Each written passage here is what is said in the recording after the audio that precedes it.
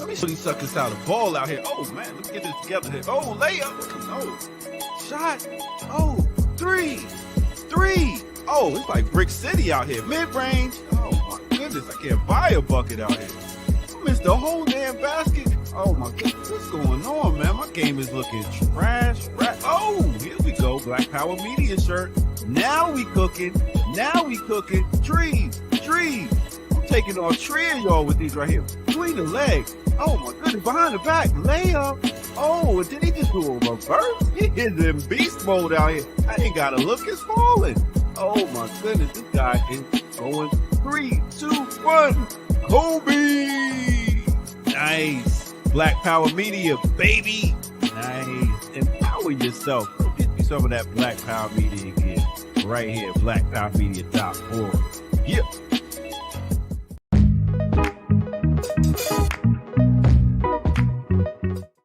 You got to earn your liberation. All right. What's up, world? Welcome back. What's up, fellas? Earn Your Liberation, episode 38. Black Power Media, Brother Diallo, Geechee Y'all, Jared Ball in the building. Remixers, come on in. Like, share, subscribe, put it in the socials. Do them things you know you should be doing. And don't be stingy. Share the show. All this goodness, all these good times about to be had in this joint. What's happening? Chilling. Diallo, you got a Reese's Cup shirt on, man? Yeah. Thank you for noticing. Interesting. I don't know if that mic is plugged in, though. That mic is not plugged in, though. Who, Diallo mic? Diallo's mic is not plugged in. Always. Let me see. Mm-hmm. Yes, it is. You can't hear me? You sound like you underwater, and you sound like you in Geechee's internet. Come on, man. I'm doing better now. Borrowing people internet. You on time and everything. Geechee's in our timeline. He's in our he's in our universe this week. He's been in these other parallel universes these last couple weeks. They say I was in internet purgatory, yo. Yeah. How's it now? How about nope. Nope. Nope. It's terrible. It's terrible. Big show as always. A lot going on. Sorry. How about now? There you How about now? Yeah, that's it. You in. I don't know why this computer just be randomly changing my settings. Sabotage. Okay. What? Wait, what? Huh? What's your subtitle? I believe in the supernatural. But it's stupor. Huh? Yes, I there is evidence It's got of that. this guy. You don't deny the evidence, brother. I mean, okay, sure. All right. Of the supernatural. Yeah. This guy. So what's up, man? My birthday coming up, so I'm gonna need y'all to get me something. It's on October 13th on one of our shows. Seemed like everybody on BPM I'm got. gonna get you what y'all got me. Stuff. I got you. Oh, you didn't get it in the mail yet? Yeah, that's what I'm gonna get you. Look for it in the mail. I gotta stop you in DHL because they be tripping. My bad. Is that Friday the 13th? Yep. I ain't having nothing to do with you. That's some you already threatening people with roots. I'm burning shit down. You born on a cursed day. Nope. Born on a cursed day. Ricky said I ain't having nothing to do with you. She said. And then you said what day? And then you said I ain't tell you the day yet, Ricky. She said that day. That's that same day. I'm busy that day. What day is it? That day. Well, Mama Ryan is the only one who's gonna celebrate my birthday. Everybody, I don't care about none of y'all else. We good. Apparently, Mama Ryan is a big fan of the show, so that might be true. Yeah. So Ricky might be busy, but Mom's is in the streets as much as Ricky. So she She out there bapping it up, freedoming it up, and watching EYL. So shout out to Ricky Ryan's mom and all the other moms out there. Hey Ma, she watching right now. Hey Ma. She watching right now. What's up, Yeah. Mama Ryan? Peace. Yeah. So we good. You know. I got one gift. That's all I need, man. Forget it. Be big 4-0. You gonna be 40? Man, he's 40, a baby. man. What you about 56?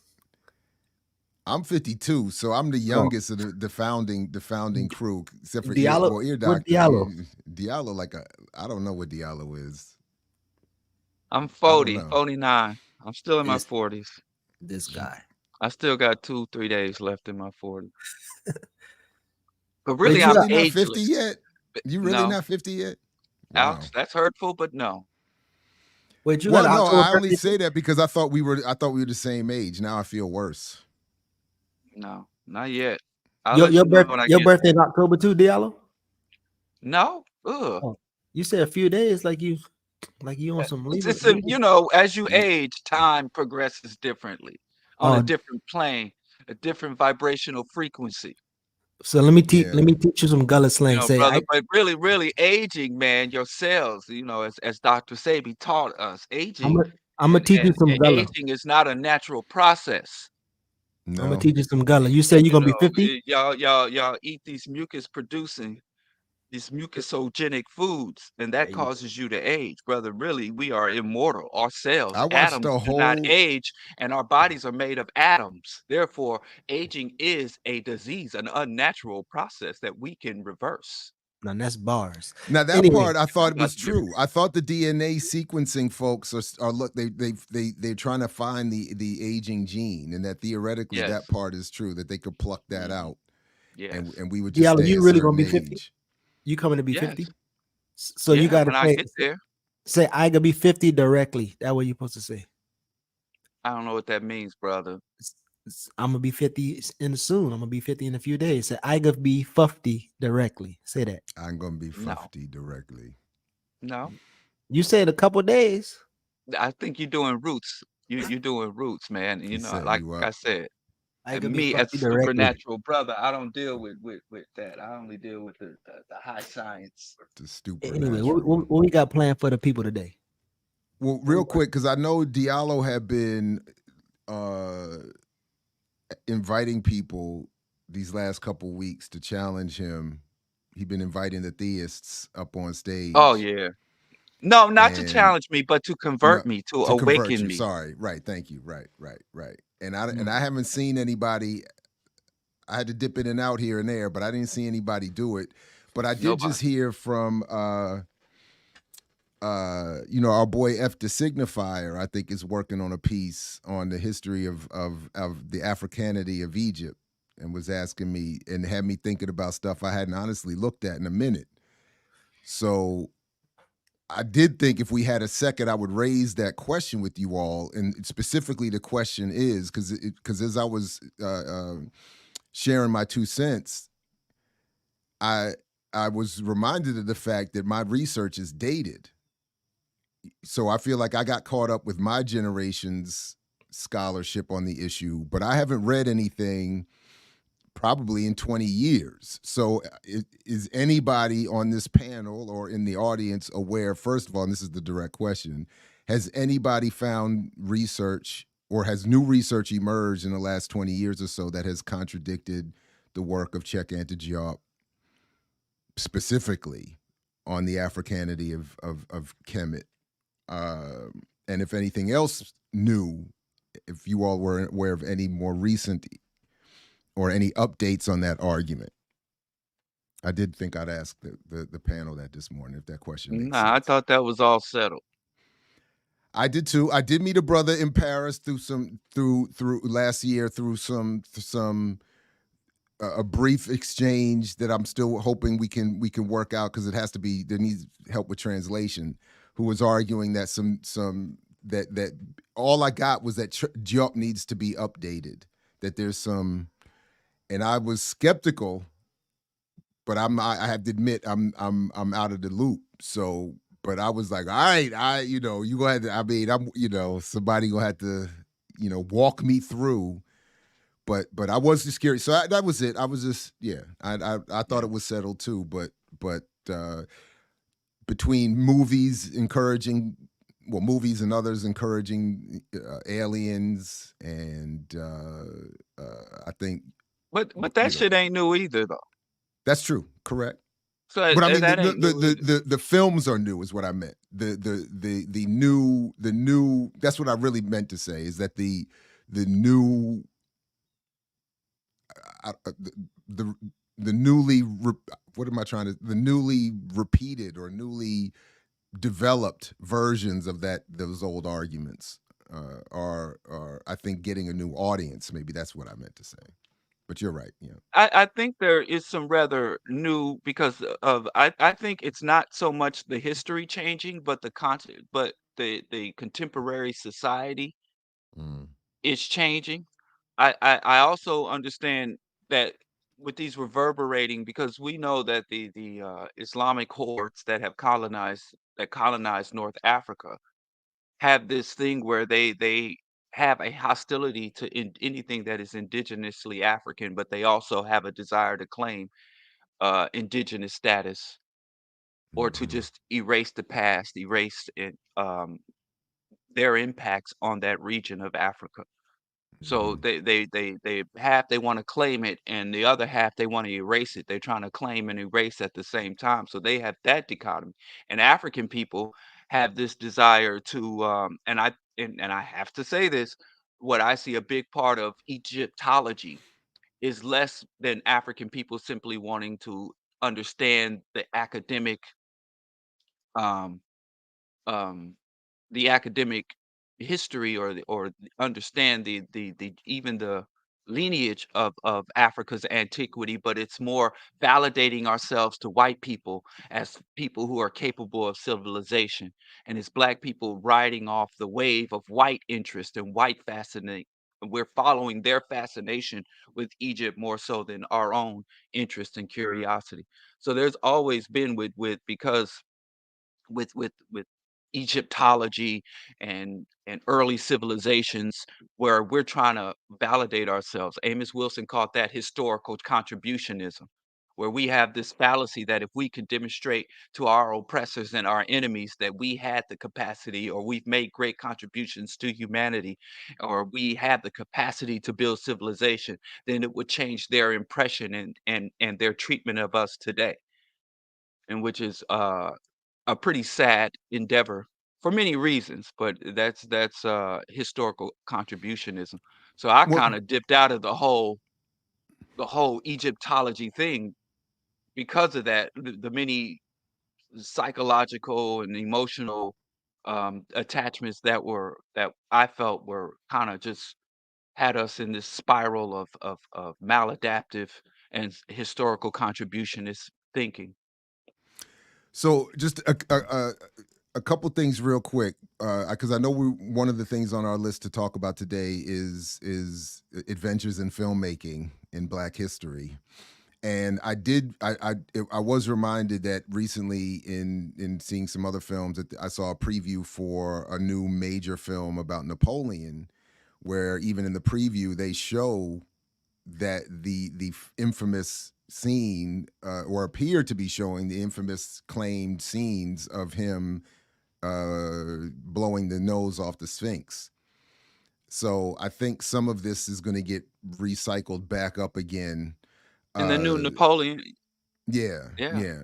But they So, didn't show the nose before it was blown off. Did you notice that? I, well, I They only didn't saw show that. the I think you're right, but what I'm remembering is just these cut scenes in a preview.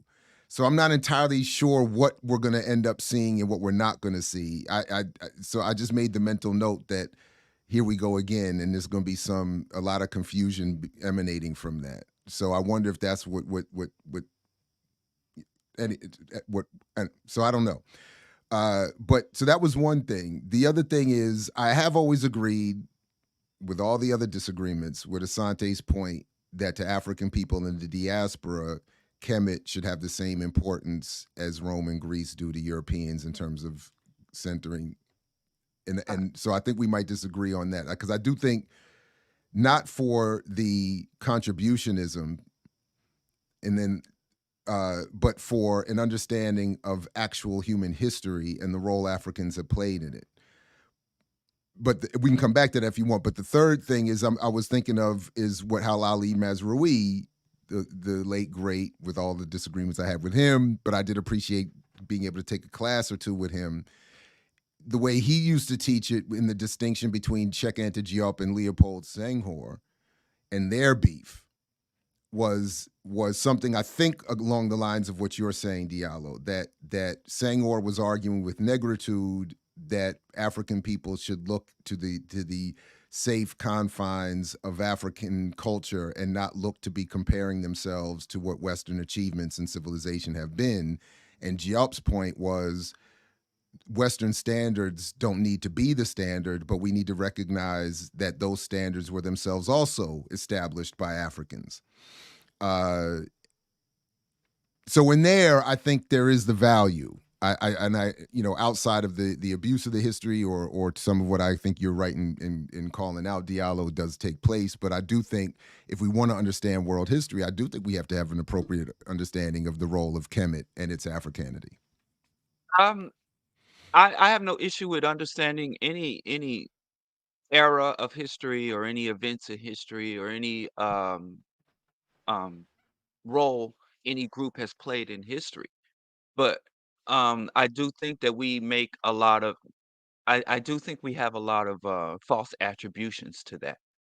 I do think that when I was coming up in the Black Books movement era, and there was always this rhetoric that when we know our history, that we would be awakened, and if we know our history, we know who we are. That just having that understanding of our history would somehow have some reverberating impact on Black people, and I just haven't seen it. And I think there was a lot of stake put into that, a lot of effort put into that, and I think that history should be understood and known, but a lot of times, this knowing our history or revealing history has kinda got into that whole black bank, black business thing where Mm-hmm. it's oversold in terms of what its impact could, should, or would be.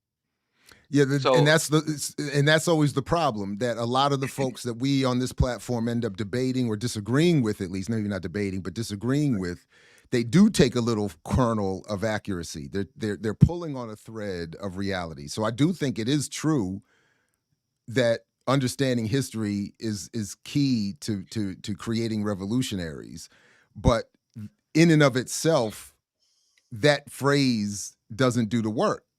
So you can't just say know your history and we'll be free.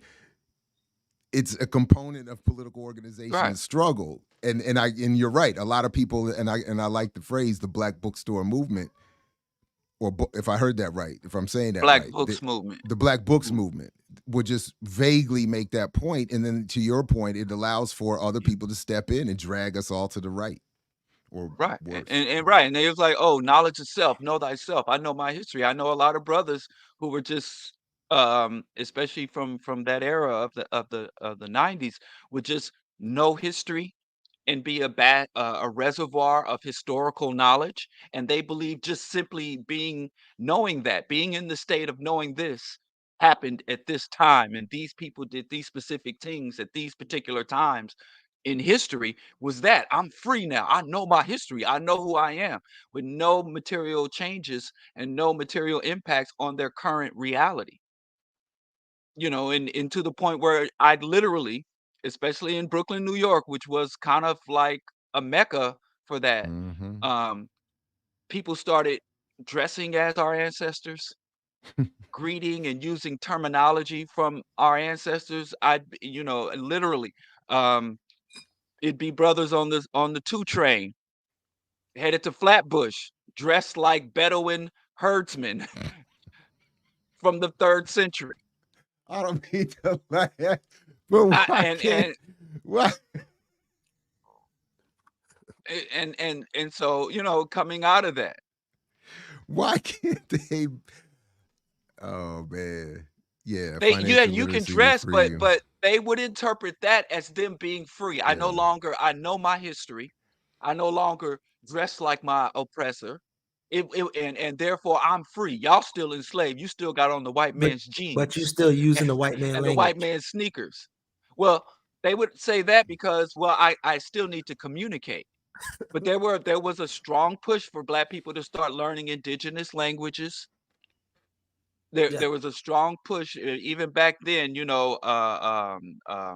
Kemetic languages, black people learning to write hieroglyphs and taking Kemetic Tree of Life classes I do think where there's value in that though, because okay. in language is worldview. So if you learn a language, you could learn a lot about how the world is constructed in the view of that community. In fact, without understanding the language, I think this is personally one of my biggest flaws is being monolingual. Without knowing other languages, you are limited. We are limited in what we are able to truly understand is being conveyed by other communities. So I'm with you up to a point. I'm just saying that I just think that there's value in I would have loved to continue even Kiswahili with all of its Arabic contradictory influences, et cetera, and so forth. But it's a different worldview. Yeah, well, I mean, I can tell you this. I've met dozens of multilingual Africans who were thoroughly colonized and big Again, proponents of in and of itself, capitalism, it's not the answer. Christianity. No Exactly. doubt. There you go. And I think that's where you say. I think I would have to say with this pigeonhole thing. I know African people just being in the circles I move in that think the vegan diet, adopting a vegan holistic diet, drinking alkalized water, and if we all get our diets in check and we all start eating natural African fruits and vegetables and that Sabi thing, that's the path to freedom. Knowing our history, every intricate detail of our history, or speaking our native languages, and then so these people pigeonhole these paths to freedom. And what I'd like to say to a lot of people that when we got colonized, we all spoke African languages, we all worshiped African gods, and we all ate exclusively African diets prior to colonization. So if those things were bulwarks to becoming colonized and enslaved, we were already there. I'm not rejecting any of those things Wait, you said we was worshiping African gods? Did you just say that? prior to colonization and Oh, invasion and enslavement. oh. Well, I mean, I think y'all just segue into just briefly talking But about James Small's quote. Since spirituality and culture, we already talking about it. You want to kind of chime in on that? well, I, I guess we can go there then. What I was simply trying to say is that we in terms of this struggle, and I know this word has been sullied quite a bit, but we have to be holistic. We have to be multifaceted. My only thing is people overselling these particular, and what people tend to do is the things that they're interested in or the things they have some level of expertise in, they tend to oversell those things. With me and my background in political science and public policy, I could just be like, "Oh, that'll be it. That's all it is." Forget, culture, forget language, forget psychology, all that. It's just all about policy and politics. So when people know something about something, they tend to want to inflate that and oversell that in terms of being the path to the promised land, where it's more of this is you just have to be more holistic. History is not unto itself a liberator or a liberatory scholarship. That's all I'm saying. But yeah, we can go into to the good Professor James C. I.e., Smalls. would you say? Said James C. Smalls. Oh, I thought you said James Geechee Smalls because he is from around the corner now. But okay. I don't know. Yeah, we Yeah, could y'all talk do about. kind We of could add favor each Cornell other. West too. I don't know if I don't think I know. I don't think we all talked about Cornell West Oh, switch. We dropping can out. do that, I mean, not but dropping I out. do expect the. I haven't seen it posted on YouTube yet, but I'm You expecting want to Jackie. switch?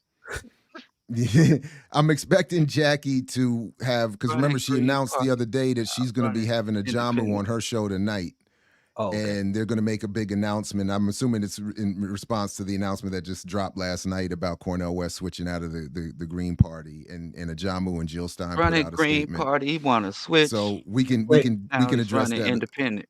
Diallo keeps talking over I us, know, so and I'm I not didn't even sure. hear what you Like, said. I know Diallo. I don't understand why he keeps doing that. But you want to finish, Diallo? You want to get it off your chest? I'm sorry. You I'm get your sorry. verse out This so that Geechee can hear what I'm Sukiana. saying. Yeah, Okay. goodness gracious. This guy, he had to go sit in the corner all the time in school. So either last night. I actually did. That's not funny. And I swear the Diallo stands be in the chat talk about Diallo's the one getting cut off, boy. I tell you, boy, they don't be watching the same show we be on. I tell you though. Look, I'm a somebody in the chat right now talk about we cutting off Diallo. Let Diallo cook.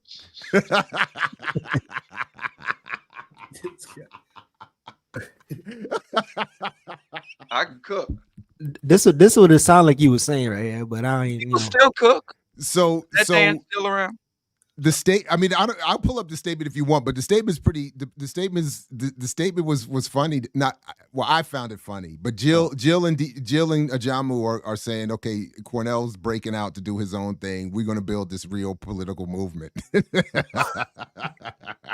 That's my paraphrasing of the statement, and so yeah. Tomorrow, I know Renee and I are going to talk a lot about that, but I'm happy for us to get to that today too, and I can't wait to see Ajamu on Jackie's show tonight. I think that's what's happening, and I'm very interested to see. And then I got to reach out to Cornel West to get him back on to be like, "What you doing? See what's up? What's the plan?" But he got a new campaign manager now, so I don't know if I can get in touch with him anymore. Playing games. So I heard some things, but I ain't one to gossip. Oh, what'd you hear? It's just us. This is between us. Come, Mr. Tallyman, tally me. I heard about some tax issues, tax problems. Oh Lord.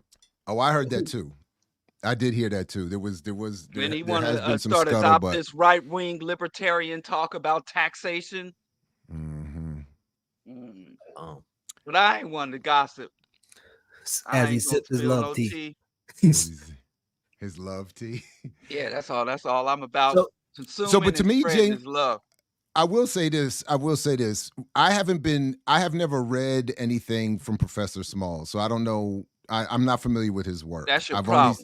You're right. I've only seen him on panels. I've only seen him at events, and I've seen him on clips and him, what to me feels like getting a new wave of love on YouTube. Yeah. And I will, including on our platform, when he was on our platform with Kalanji. No, with Sundiata. Now I can't remember. Was it Sundiata or Kalanji? But I think it was Sundiata. But I don't, and I just will say that it's not that I have major disagreements, but I know that he has been on the buying power thing. I know that he has been on co-signing some right-wing, what I consider right-wing black radical pundits. And to the point I think I was trying to make a few minutes ago, when we see memes like the one we saw that you were showing, it's taking something that in broad headline is true, but if it's not put into a certain context, just gets lost. And to Diallo, it's what Diallo was saying. Of course, culture is important. Right. Of course, politics is important. Of course, understanding African contributions to world history is important. Great. So, but outside of the meme, I mean, beyond the meme. Yeah, go ahead. Let's context. So the quote is James Small says, "Spirituality guides your life. Culture informs your life. Culture is your primary education system. It gives you your values, interests, and principles. If you are practicing the culture of those who practice genocide against you, then you will practice genocide against yourself."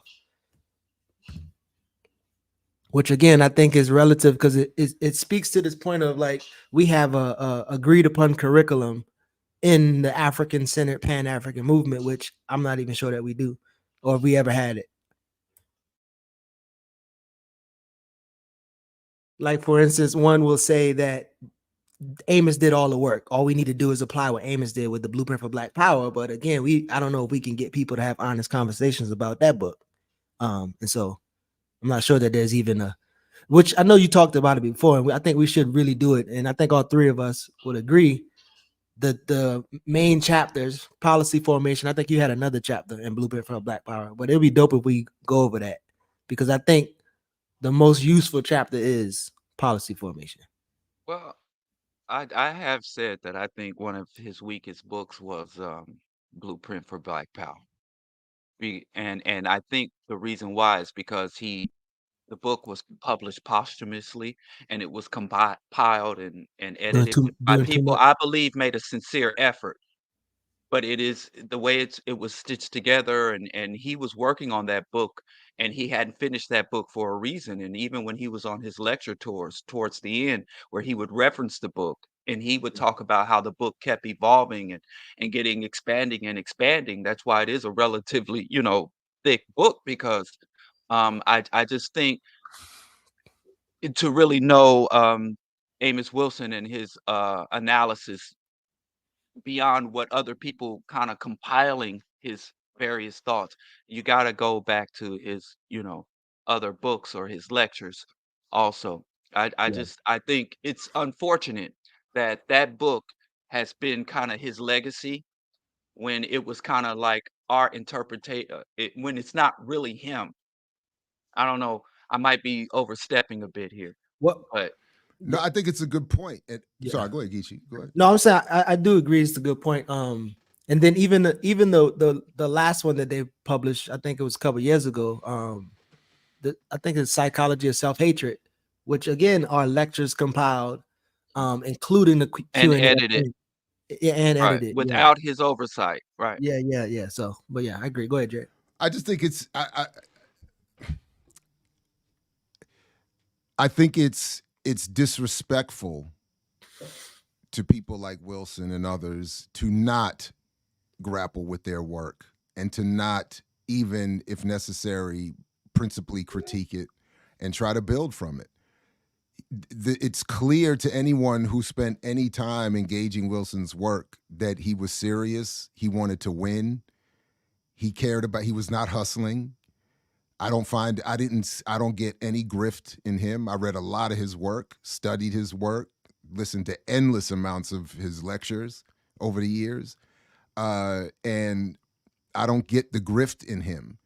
There were, I think, from my humble point of view, a couple of errors. But I think anyone who is in the category I put him in, who wants to win and wants their work to be taken seriously, would want that. I never got from him someone who would not hear principled criticism, who would not go back and even reflect and look upon his own work. And I think we have a number of problems. Like somebody, sent me again, Chancellor Williams' Destruction of Black Civilization. Great work. It's not without flaw.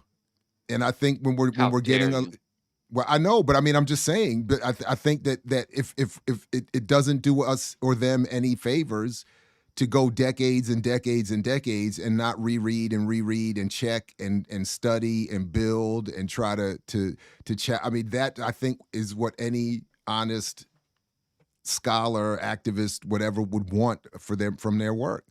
Right. So I that's just it. reviewed a Dr. Naeem Akbar book, and I was like, wow, this is not what I remembered it was. Wait, But I think which one That's though? a great point, though. But that's a great point. the community We read itself. something. We read something in our 20s with our level of understanding, and then we don't come back 20 years later, and or I'm 30 like, years yeah, later. it was. But There's a here's, couple I think we touched on a lot of things You're that we reading your failed to notes. penetrate. Yeah. Go ahead. There's a lot of things that we've just touched on and threw out there that I don't think we penetrated. And that's where you were talking about culture and spirituality. We also, where we talk about our I'm elders. sorry. Pause. Pause. This guy is- It's my fault. It's all my fault. I take all the blame. I went down a bad rabbit hole last night, and I'm a mess. I've totally regressed to childhood, and it's all Well, Mace and Cam's it's all fault. It's gravy. my Brothers, we must keep each other on our squares. and I'm But off, another so I thing, got to get put back on. So I'm sorry. Go ahead.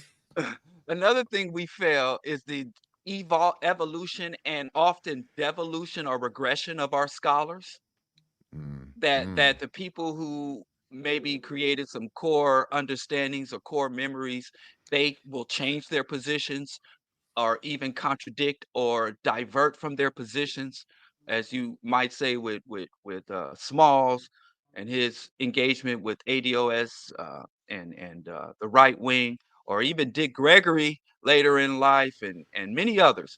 And then one other thing, this whole I think misunderstanding that we have as we're talking about history, because and our scholars where it is you can mimic. We first the lowest level is parroting our scholars, where people just regurgitate whatever the scholar said and repeat it without building or expanding on it whatsoever. And then the whole mimicking thing, mimicking the past, where Geechee said, this has been written down for us and we just got to carry it out. And mimicry, mm, as opposed to true learning, because learning is not saying, well, our ancestors wrote it, I read it and understand it, and Imma carry it out. That's not learning. That's mimicry and parroting. And we have a lot of mimics out here. I joined a group that was Universal in Kansas City, an organization, and they were trying to recreate uh, the Universal Negro Improvement Association, step by step, line by line. And whenever you would make any suggestions, they would literally run to the history books and run to Garvey's writings and be like, "Well, let's see if we can do this or not." And if it wasn't written down and if it doesn't follow the historical timeline of the UNIA, they went up until, you know, they might consider not using steamship, maybe diesel-powered ships, but other than that, they wanted to do everything Garvey was trying to do. So, I think that is something that has harmed us, many in the so-called cultural conscious or African-centered or Black revolutionary, Black nationalist movement. There's a lot of parroting and mimicry going on with very little, like, critical thinking and radical analysis, skepticism, and above all else, adaptation. Hey, Sith, right? Sith Lord, are you talking specifically about Ryland Rabaka's work, or is it, or more broad set of when you're talking about Africana critical theory? I used to dabble in Rabaka's work a little bit, and but I don't think I could keep up with it.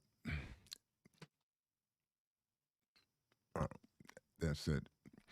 Diallo, who you calling out? I don't believe that I'm calling out anybody, but if I have to put fingers on it, I would say people who parrot and mimic, or the people who seek to simply replicate the past. I mean, I've had people argue with me that how can you support Garvey when Garvey was a Christian and a capitalist, but you're a atheist and a socialist. How can you? But yet you're always putting Garvey out there and claim you're a student of Garvey. And I think we do Garvey a great disservice if we don't expand on. Garvey is from more than a century ago. And if Garvey had access to the understanding and the 100 years of history and things play out, do you really think Garvey would still be trying to organize agriculturalists, you know, and a group in organizing the same way? So we lock people in. They try to lock Malcolm in into. I mean, we find these historical figures at a point in history. And instead of looking at them as their whole, we like to lock them in a specific place. It's such that we brought up comic books before, where people want to look. The Spider-Man. I was just looking at Young Justice, right? And one of my favorite superheroes was Apache Chief. Mhm. What all the problematic is that is. When I used to look at the Super Friends, I loved Apache Chief. And he would grow to a giant size. That's one of my favorite heroes. And I just looked at a new interpretation of him that instead of his body physically growing, this giant energy aura forms around his body. And I was outraged. because I didn't want to accept that this character has evolved and changed, and the current young people, the children of today, would be more into some type of energy monsters instead of a giant stereotypical Indian. And he's not written as stereotypical anymore. He doesn't act like Indians are supposed to act, and he's Native American now instead of Indian. So in these era, as time evolves, you can't claim that you're a radical or revolutionary if you're not. And I know that's a crass or gross comparison, but it's really crazy where people come to me and talk about Malcolm and how the nation woke up Malcolm and still giving the nation credit for Malcolm and ignoring how Malcolm's relationship to the nation evolved, and they lock him in that one period of time. They lock him into that one period of time instead of looking at the whole person, and I just think that harms. It's disrespectful to the ancestors and some of our elders who are still with us. It's disrespectful, and it harms us and our ability to grow as a people or as individuals. And maybe even Just- people do the reverse when they do celebrities today. So the celebrity might say one cool thing or one important thing, and they'll ignore all the other shit they done did. Yeah, And then that well, pigeonhole. yeah, or even like Killer Mike putting that thing out there that a capitalist had to pay for Kwame Ture's funeral or send his body back to Africa, or whatever. So I that think was absurd. Yeah, But so Ryland, again, shout out to Ryland Rabaka in Sith Lord's reference. The only thing I've ever had a problem with, beyond my inability to keep up intellectually with Rabaka's work, is that he shouted me out in a book that he wrote on hip hop in the same sentences praising Michael Eric Dyson, and I even had to let him know, like, man, that was foul, my man. Like, you can't put me in the same. That makes it look like you don't recognize a difference, which is then I got to go back to work if the difference is not apparent, and you can. So that Can then can that can we that's on me. revisit? I'm sorry. Can we No, go ahead. I'm revisit done. Yeah. spirituality and culture? Because I think that's where we get tripped up quite a bit, quite a bit. And yeah, and I think many of what we because I think we fail to have a functional or operational definition of culture. And I think we fail to the same with spirituality. So in terms of spirituality, because I ask people to define spirituality and to demonstrate spirit to me. And nobody does it. They just start to just go in all these various directions. Sorry, I think people were getting nervous at the direction we're headed in. But go ahead. I thought today this is what we supposed to talk about today. Oh, Y'all is it? running from it too? Oh, I didn't know we were supposed to. My bad. I'm not mad I at don't it. know. I I don't have a guess problem. maybe Go ahead. We can. we were supposed to make comments about our thoughts about that quote that included spirituality, but he just said it one Right. I time and then he see. kept saying culture afterwards. So I don't I know if see he what was you're merging saying. the two. And yeah, Shirley, you can't. Yeah, and I hear this bullshit about how we are a spiritual people. I've been hearing that all my life I mean, from you just many people I respect, but and you I just haven't said we seen worship any African evidence of it. gods, though. You just said we worship African gods before the We Europeans. did. We did. Okay, so there goes spirituality. Let's talk about it. So worship of God is spirituality because I've also said there's a difference between religion and spirituality. I'm saying that we had indigenous belief systems and indigenous religions. I'm saying returning to indigenous religion is not unto itself going to liberate us. Oh, Mhm. okay. But does that? So you saying the acknowledgement or the engagement what God is not spirituality or is not a I don't spiritual? know. Is it? I mean, I think that's what Well, people before we talk claim to. about what spirituality is, can we define it? Can we talk about whether or not it's real? Sure, go What ahead. is What's your spirituality? Are you spiritual? I'm not sure. I mean, I don't. I think I. Oh So I think Lord. what I'm saying is I think when people explain that when your body when whatever removes your body removes itself from your body or you leave or you die, that thing that leaves is what I assume people are claiming to be a spirit. And so being in tune with that will be or being in tune with that, or having some type of epistemological concept of that is what spirituality would be, which could be almost anything, but that's what I would assume people are talking about in terms of spirituality. What is that thing that leaves? Again, whatever, if people call it a spirit, then that's what they're Well, calling it, first of spirit. all, you can't call something that you don't have any type of evidence for.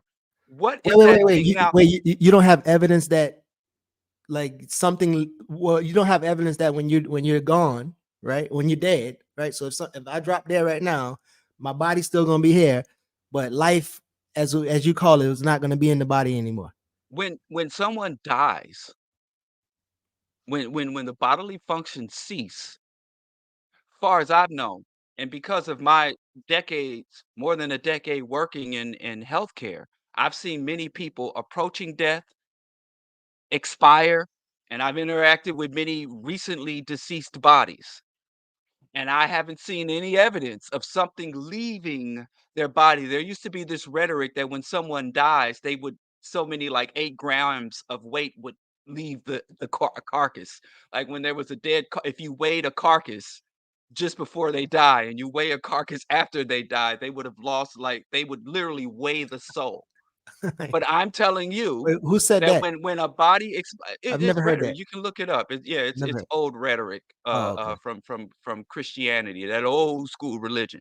All But right. what I'm saying is, I've seen no evidence, and I haven't seen anyone demonstrate that as your body is in a state of homeostasis, your body is in a state of physiological functioning, your body is alive, and you expire, and all those biological functions cease. When your biological functions cease, there is nothing remaining there. There is nothing left over. There is nothing residual. There is nothing that floats away or that is still remaining of you. But if that is the case, and what we're essentially talking about is afterlife or energy, the energy that leaves your body, where's the evidence of that? So again, maybe like we talked about earlier about language, right? Maybe the use of English language, maybe there's an African concept. Maybe you know the African concept before that describe whatever that is. I'm saying there is no that is. You're trying to, we're not arguing about what the name of it is. We're arguing about its very existence. There is nothing that leaves your body after you die. There's nothing that remains after you die. Well, and you're saying the evidence is because you don't see it leaving. I mean, it's something that's not gone. You don't see it, you don't hear it, you don't taste it, you don't smell it. I would accept any type of evidence or demonstration of this thing. Wait, you There, don't see that people don't have life in them no more? yes, I see You that don't people see that. die. Yes, I see when people lose life, it's not because something left their body. It is because their physiological, biological, biochemical processes within their body end. They cease to operate. That's when people die, not when this thing leaves their body or some supernatural force leaves their body. People die. People die when when certain essential physiological processes end. Cellular division, digestion of food, neurotransmitter where the brain is transmitting signals and the body is receiving. When respiration and your heart stops beating, that's it. You're done. Why do The, you the, why do it stop beating? why does your heart stop beating? There is a Yeah. myriad of things. You have this sinoatrial node. You have this electrical node in your heart. And if the electrical node, if the pulse is overwhelmed, due to lack of access to nutrition, due to extreme exposure to extreme temperatures over time, due to lack of oxygen, due to exposure to toxic chemicals, due to a myriad of disease processes. There are several things that cause us to die that could kill us, many things, almost an infinite number of things. Congenital, uh, uh, chronic, things or acute injuries can cause the cessation of life. But when a person is born and a person develops, there is nothing before that or after that I have seen or heard any real arguments for. Even if you don't have evidence, what is your argument? What is a reasoned argument for the existence of something leaving your body after you die, a spirit? I mean, I don't even know why you want to argue with people about their concept of dealing with death in a Oh, way that's that's not, wait, let me finish, in a way that's not harming other people, right?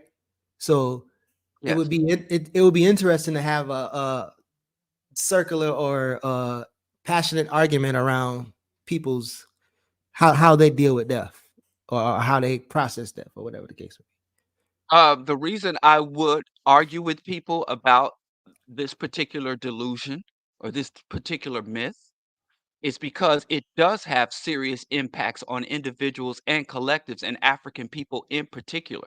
The false belief of an afterlife has guided how people live their material lives and has caused great disruption and exploitation of people based on the delusion that there will be an afterlife, that they will have something bigger and beyond this life. And not only does it affect the people who believe that, it impacts we who do not accept that make believe. It also So real quick. dictates how we involve interact with the material real world, to where the material and real world is devalued, polluted, and disregarded, or seen as lesser than or inferior to the supernatural world, which causes us to treat. So there are reverberating consequences to any deeply held belief.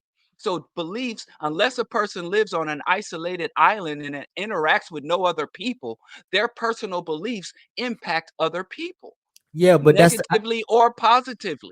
okay. There we go. That's why. Okay, so you said negatively or positively. So in order for you to even start the argument in correction, as you would think, you would only do that to people who have those beliefs and impact the environment negatively, right? No, Not the people I do it positive. to anyone that makes the claim. If you make a claim, you But no, have to support you a just said validated claim. you just said they have negative and positive effects, right? You And asked so, why I would argue with someone. but let me finish. So as you talk about Urugu, right? The Utama Rojo, the life force behind people's beliefs and actions. If they whatever they believe allows them to show up in the world as a revolutionary, as somebody who is anti-imperialist, anti-capitalist, supports African people, whatever. If that's how they showing up in the world, what is the point of still trying to tell them that whatever they believe is not valid or The reason whatever you're we trying to do do? that The reason we do that is because being anti-racism, anti-imperialism, anti-colonialism, after we purge those things, after we purge those oppressive institutions from our community, You about we to have reach. to then construct a society. You about to We have to reach. then we have to then construct social relations. So if we are based on delusional, You ungrounded, about to reach. unfounded beliefs, you ask me a question, I'm trying to answer it if you'd like to answer. No, The but reason you're why reaching though. You're not asking the question you because said real quick, because the people that you're talking about, the delusions that you're talking about is helping them show up in a type of way right now. Why you think they're going after the revolution going to be oppressive in the future? I didn't say that. If you had listened to me, I did not say that they would be oppressive. What are you saying? How the delusions going to impact us in the future? That's what That's a I'm. good question. That's an excellent question. That's what we need to examine. We can't just assume it's going to be all good. You can't assume it's going to be all bad either. We've seen several anti-colonial, anti-racist people that go on to create cults, very degenerate and backwards thinking cults based on unsound belief systems. So I think anything anyone So believes, Malcolm would have done I that. think anything anyone believes, any individual believes that they make public is open for dissection. So I'm not just saying we should my problem with spirituality is not that it exists. My problem with spirituality is you're like, "Oh, let people believe what you want to believe." But if I say I'm capitalist, you don't let them believe what they want to believe. If I say I believe in the supremacy of white people, I can't believe what I want to believe. But if I believe I'm spiritual, when I die, I'm gonna go on to the great by and by. then, oh, Joe, why you messing with people? I think there should be nothing, as was stated, about when criticisms were let. So I don't think that spirituality, even if it's your deeply held faith, should be free of examination. Number one. Number two, I Yeah, think we it can is examine. necessary that we dissect it because I think it greatly impacts how we engage, interpret, and navigate the world. And in Hey, most Jared, ways I see it, it is harmful. And even if it isn't harmful, I still don't think it should be exempt from critical dissection I, and I examination. I agree. Jared, is there a way to edit the bottom of Diallo's joint to say I believe in supernatural conflation? Can you put that on the end of that right there? No, we can't change it. Anyway, go to culture. Let's go to culture and then let's get to Chris Nah, we're Rock. not done yet. You ain't gonna run. So if anything, Run. I'll ask you one more time, Geechee. Besides your just make believe, Wait, my make believe. Wait, slow down. yes, do you believe, is there any evidence of the spirit or something leaving your body after you die, or some remnants of yourself in the supernatural or non-material realm after you die? I'm sorry, I was reading things. Is there any evidence that something Something leaves your body. Let's use your terminology. um the only evidence that I mean I don't see anything leave the body like actually I don't know if you can say I don't see whatever you determine as life, the fact that you can move your eyes and talk to me and respond, if and when you die you're not going to be able to do that again. I accept that death is a real thing, Okay, so and we have however, evidence of death. okay, But do so we have evidence that there's something that goes on with us after death? What happens after a person dies? no Do no no you no no no no, believe listen something leaves our ask body? you can either ask one question or other one. You said something that happens after death. We're not talking about afterlife when you're You're the talking one about, that leaves your body. What is but that leave your body business? okay. So you're not talking about afterlife as in like going to heaven and doing all this other stuff. But No, leave your you body. okay, listen. You particularly talking about death. The person who's dead no longer can operate in the way in which they done when they wasn't dead. So something has They don't changed. operate at all. It's not nothing. You said they no longer operate in that way. They no longer operate point blank, period. Okay. So oxygen does what to their body when they're dead? What It happens? oxidizes it. Okay, Body starts and to wait, decay. so you're saying the body is not going to do nothing. The body's not going to decompose or nothing like that, right? Yes, I just said that. I said the body's going to decay. Okay, What so does it's that operating, right? It's still it's doing something, right? It's doing something, right? No, the body's not doing that. That is bacteria. That is outside forces acting on that body. And if you put the body in the deep freeze, it won't decay because the body doesn't say, "Well, you're dead." Decomposition is not a conscious thing. It's not something we do when, oh, I'm gonna die, so it's time for Wait, me you to said conscious decompose my thing, so that body. mean they don't have conscious anymore. Like their conscious is gone, right? There. Yes. And Okay, so that's when I another thing say it's conscious, that's it's not different. something we cause to happen. It's something that happens to us. Hmm. So can we start with leave the body? Is there something, what do you believe leaves the body? Geechee. Hmm? What leaves the body? Whatever is life, your life is no longer in the body. Whatever, however you describe that. Where does the life go then that leaves the body? That's for somebody else to argue where the life go and what it's doing and how and like that. I mean, I don't even think it's important. I just know the life ain't there no more. So I'm not going to try to explain or whatever about where is whoever loved one I lost, where their spirit and all. I'm just not really interested in that conversation. So I'm not going to argue with it. And if you believe it and it brings you comfort, so be it. It's not about what I believe. I'm not I ain't talking talking belief. about you. I ain't I'm talking about not you. talking. I'm not talking about you. I'm talking about if Jared right now or you right now, if right, you heard if, so please don't respond to if as is I'm talking to you. If you or Jared say so and so passed away and I believe they're so and so, and that brings me comfort, I'm not about to sit there and argue with you to try to change your mind. I don't really care. That's not important to me. What if I take that made up, that make believe, and then I construct a whole society system and hierarchy and justifications of suppression and repression of behaviors based on that make believe? Okay. So what you're asking me is the mythology creates ideology, which creates behavior. If your behavior is oppressive, if your behavior brings harm to other people, I am concerned about correcting or neutralizing your behavior, because somebody else with the same mythological belief could actually have the correct behavior or the behavior that benefits society. So I'm not sure if I'm giving all the credit to the mythology that you believe as I am credit to your behavior. So if you gain comfort from saying so-and-so is in the by and by, and you show up in society as a positive person, contributing to our liberation, I'm cool.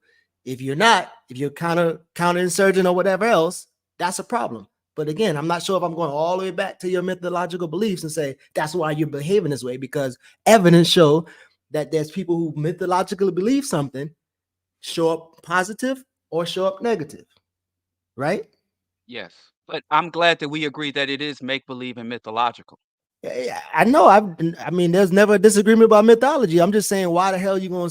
Why you trying to convince somebody to change what they believe mythologically when they showing up in a way that you need? Like, it's a waste of time. And me and you talked about this multiple times.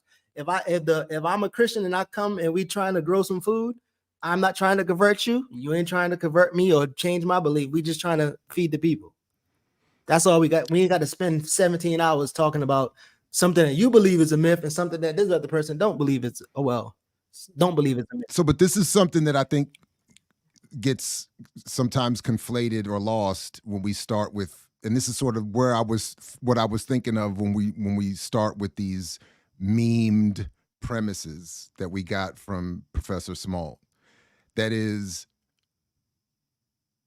to say a group of people is a spiritual people, and then to have an argument or discussion about how spirituality is defined are two different things. And one of the things that I think gets lost is in the, what I'm just going to loosely call for now, the activist tradition as an approach to this. So when we're in the AAPRP this week reading Nkrumah's I call it consciencism. Other people say consciencism. I'm not really sure what it's supposed to be called. Or when Sister Evelyn gave her AAPRP presentation on religion and African Revolution a little while ago, like in that context, or the way Kwame Ture used to approach. And he, the whole thing of my people are spiritual, whether I am or not, at this point becomes irrelevant. If I want to organize them and build with them, I have to acknowledge that and then encourage a version of that works for revolution. And that's what I get when I'm reading Nkrumah. That's what I get when I'm struggling with Malcolm, even Dr. King's struggle with spirituality or religion and communism. So at a certain point, to me, there are two different things that have to happen. The discussion you all are having, how do we define spirituality? What is it? Is it real? Is there evidence? That's one thing.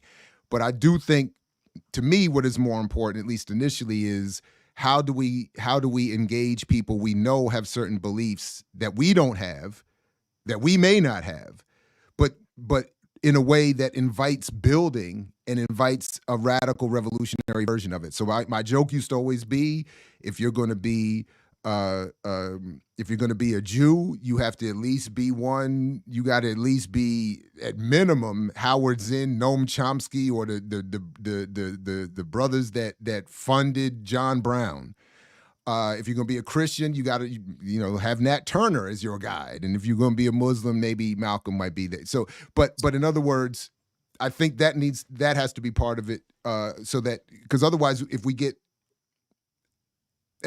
I'll stop there. Was all I think your Jew statement just segue us into Steven Spielberg's since because as he said once upon a time on Oprah's couch when he was talking about the film Amistad, and he said he compared it to Schindler's List and said that Amistad was his most important film. having adopted his, I think at the time, recently adopted, I think one or more Ethiopian, some African, continental African children. He was saying that film was so he's back again.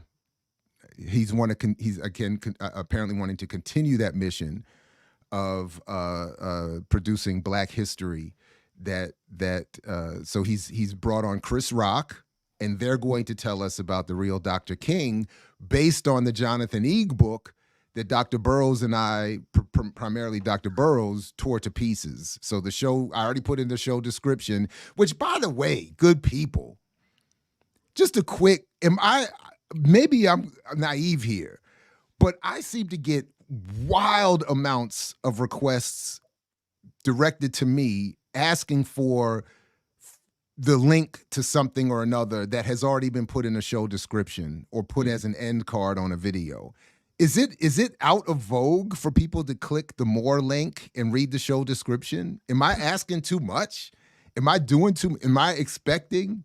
Maybe their device is probably, maybe they can't see it with their device, or because the time it takes to craft what are sometimes long statements asking for this, all it would take is click, and there it is. So if you go to the show description of this show, you will find the link to the discussion that we had with Dr. Burroughs about the Jonathan Eag book. If you want a more full look at the book that's becoming the basis for now a film directed by Chris Rock, executive produced by Spielberg about Dr. King, and here we are once again right back in the proverbial cement mixer. I just want to know one thing, because will they be able to actually use Dr. King's words? yes, because Spielberg owns the rights. He owns the rights. All right, to it. Okay, there we go. He did and it. If we're not alone. careful, they might have an AI version of King in the movie,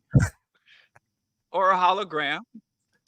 That's they did the hologram. Well, I think he owns the uses of it. They he still bought own the it rights to King's speech to use it. Lord have mercy. Okay, But yeah. have y'all seen? Have y'all seen the spin though? Like how Chris Rock, is a headline that says Chris Rock is committing nonviolence, and they kind of tied into the Will Smith slap joint. Did y'all see that yet? No, but I did want to at least just show, but no, I didn't see that one. You can definitely update us on that. I just wanted to quickly show what we're talking about. So if anybody's, Chris Rock to direct Martin Luther King Jr. biopic for Universal. Steven Spielberg is executive producing the feature based on Jonathan Eag's biography. So this is just sort of it's like a perfect storm of Vernon philosophy of Black media avoidance. It's like a perfect storm of abuse coming to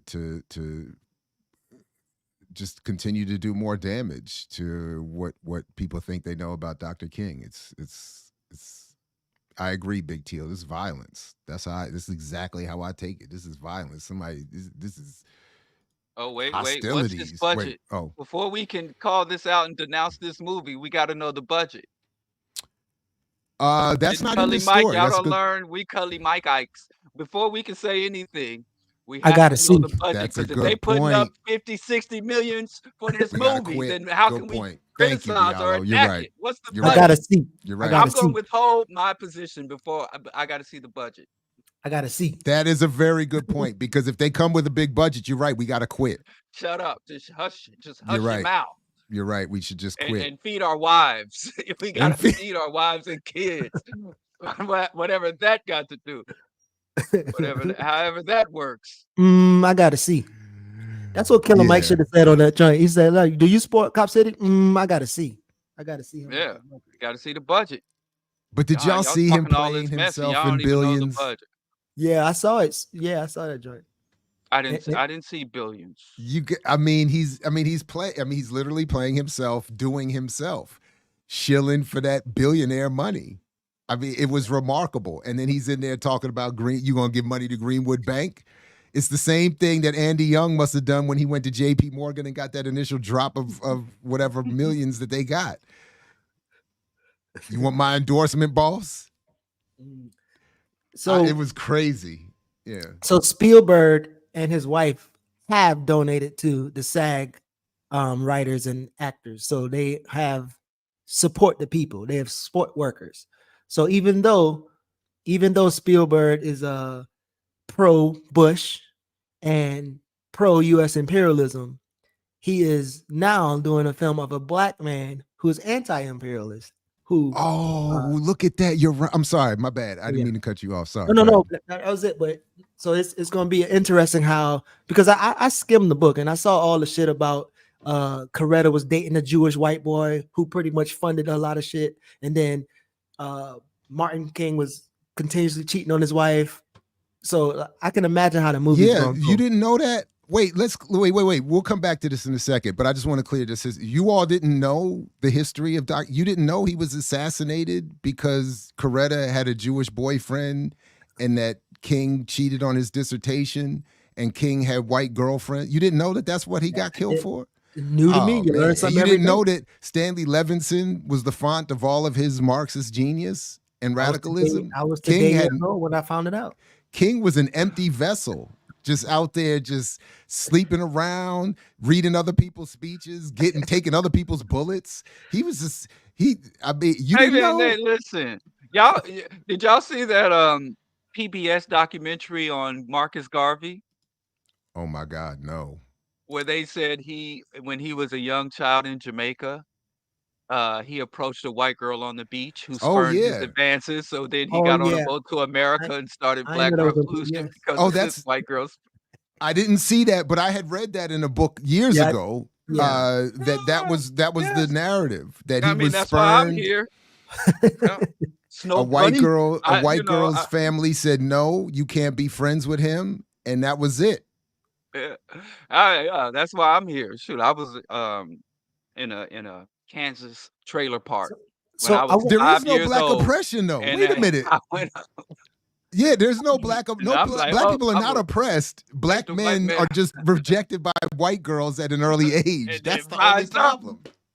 But I wonder if Steven Spielberg handpicked Chris Rock because of the slap and the nonviolent response and his latest cheating situation. I wonder if So that's why I had not read this story, but the way I did, so I thought you were doing. Honestly, Geechee, I owe you an apology. When you first made that point, I thought you were bridging a gap and maybe even doing too much in making this point about the slap and Dr. King. But this is overtly saying, in response to the violence of of Will Smith, Chris Rock is basically running in. He got smacked by Will Smith, and now he got smacked into the nonviolence of Dr. King.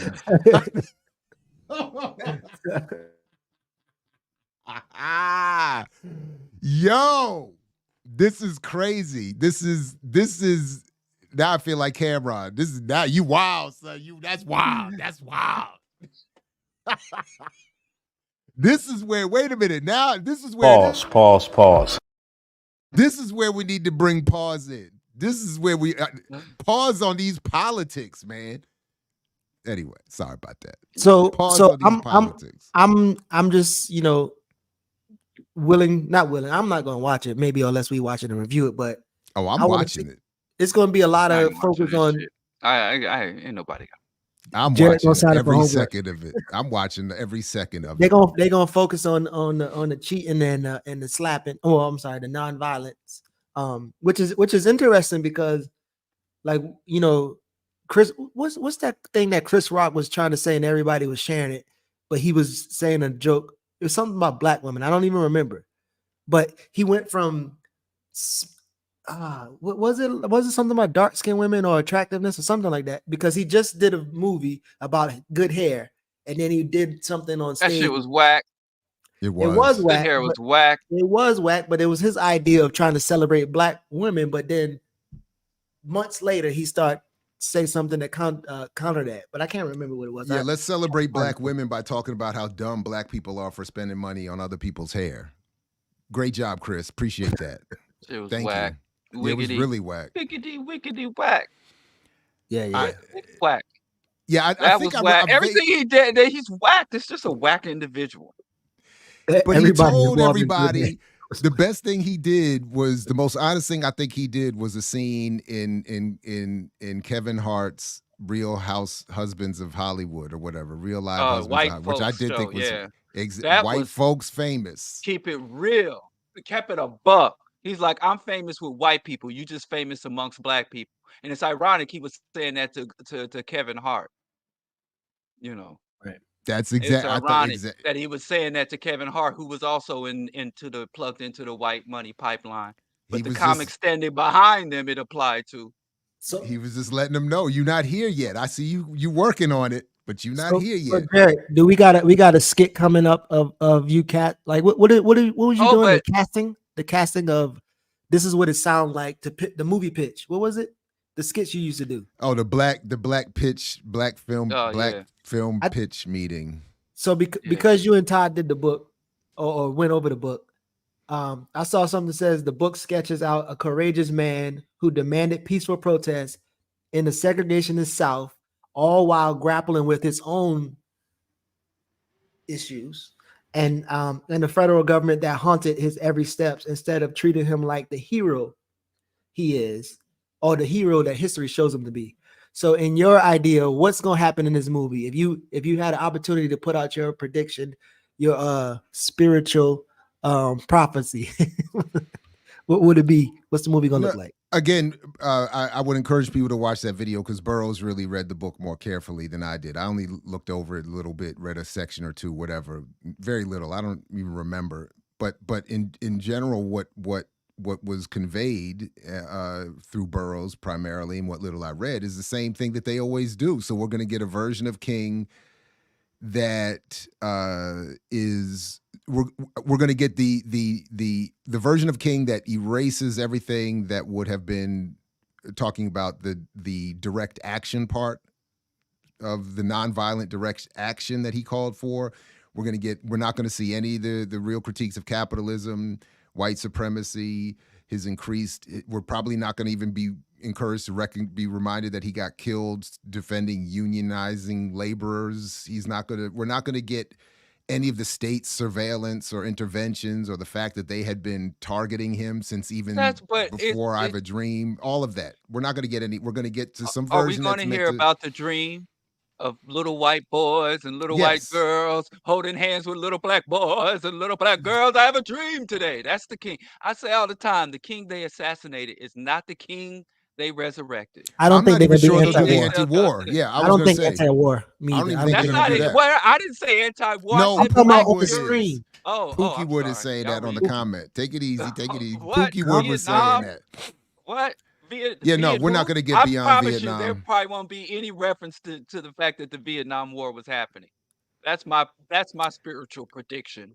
So My mine would be a prophecy. little different because I think we're getting a more sophisticated version nowadays. So somehow I think they're going to find a way of mentioning Vietnam, but doing it in a way that doesn't allow for King's real critique to come out.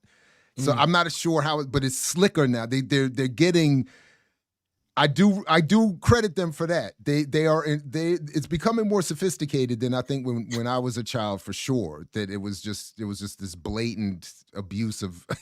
Now it's a little more stylized, but I don't know to what extent Chris Rock can do that. They're getting more talented filmmakers involved nowadays. Now with E and Spielberg, it might, but I don't know. But that's So Chris Rock is also doing another film. I think I don't know if it's out yet with Bayard Rustin, and I don't know if he's playing Bayard or It's he's already out. I directing. saw the preview for that. Oh yeah, oh really? It's so he already out. so he about to be our liberation target now. So he about to say, Killer Mike, since you fumbled the bag, he's gonna step in there. So Did Chris Rock ever reconcile his whole uh there's a difference between black people and niggas and black people hate niggas more than white people?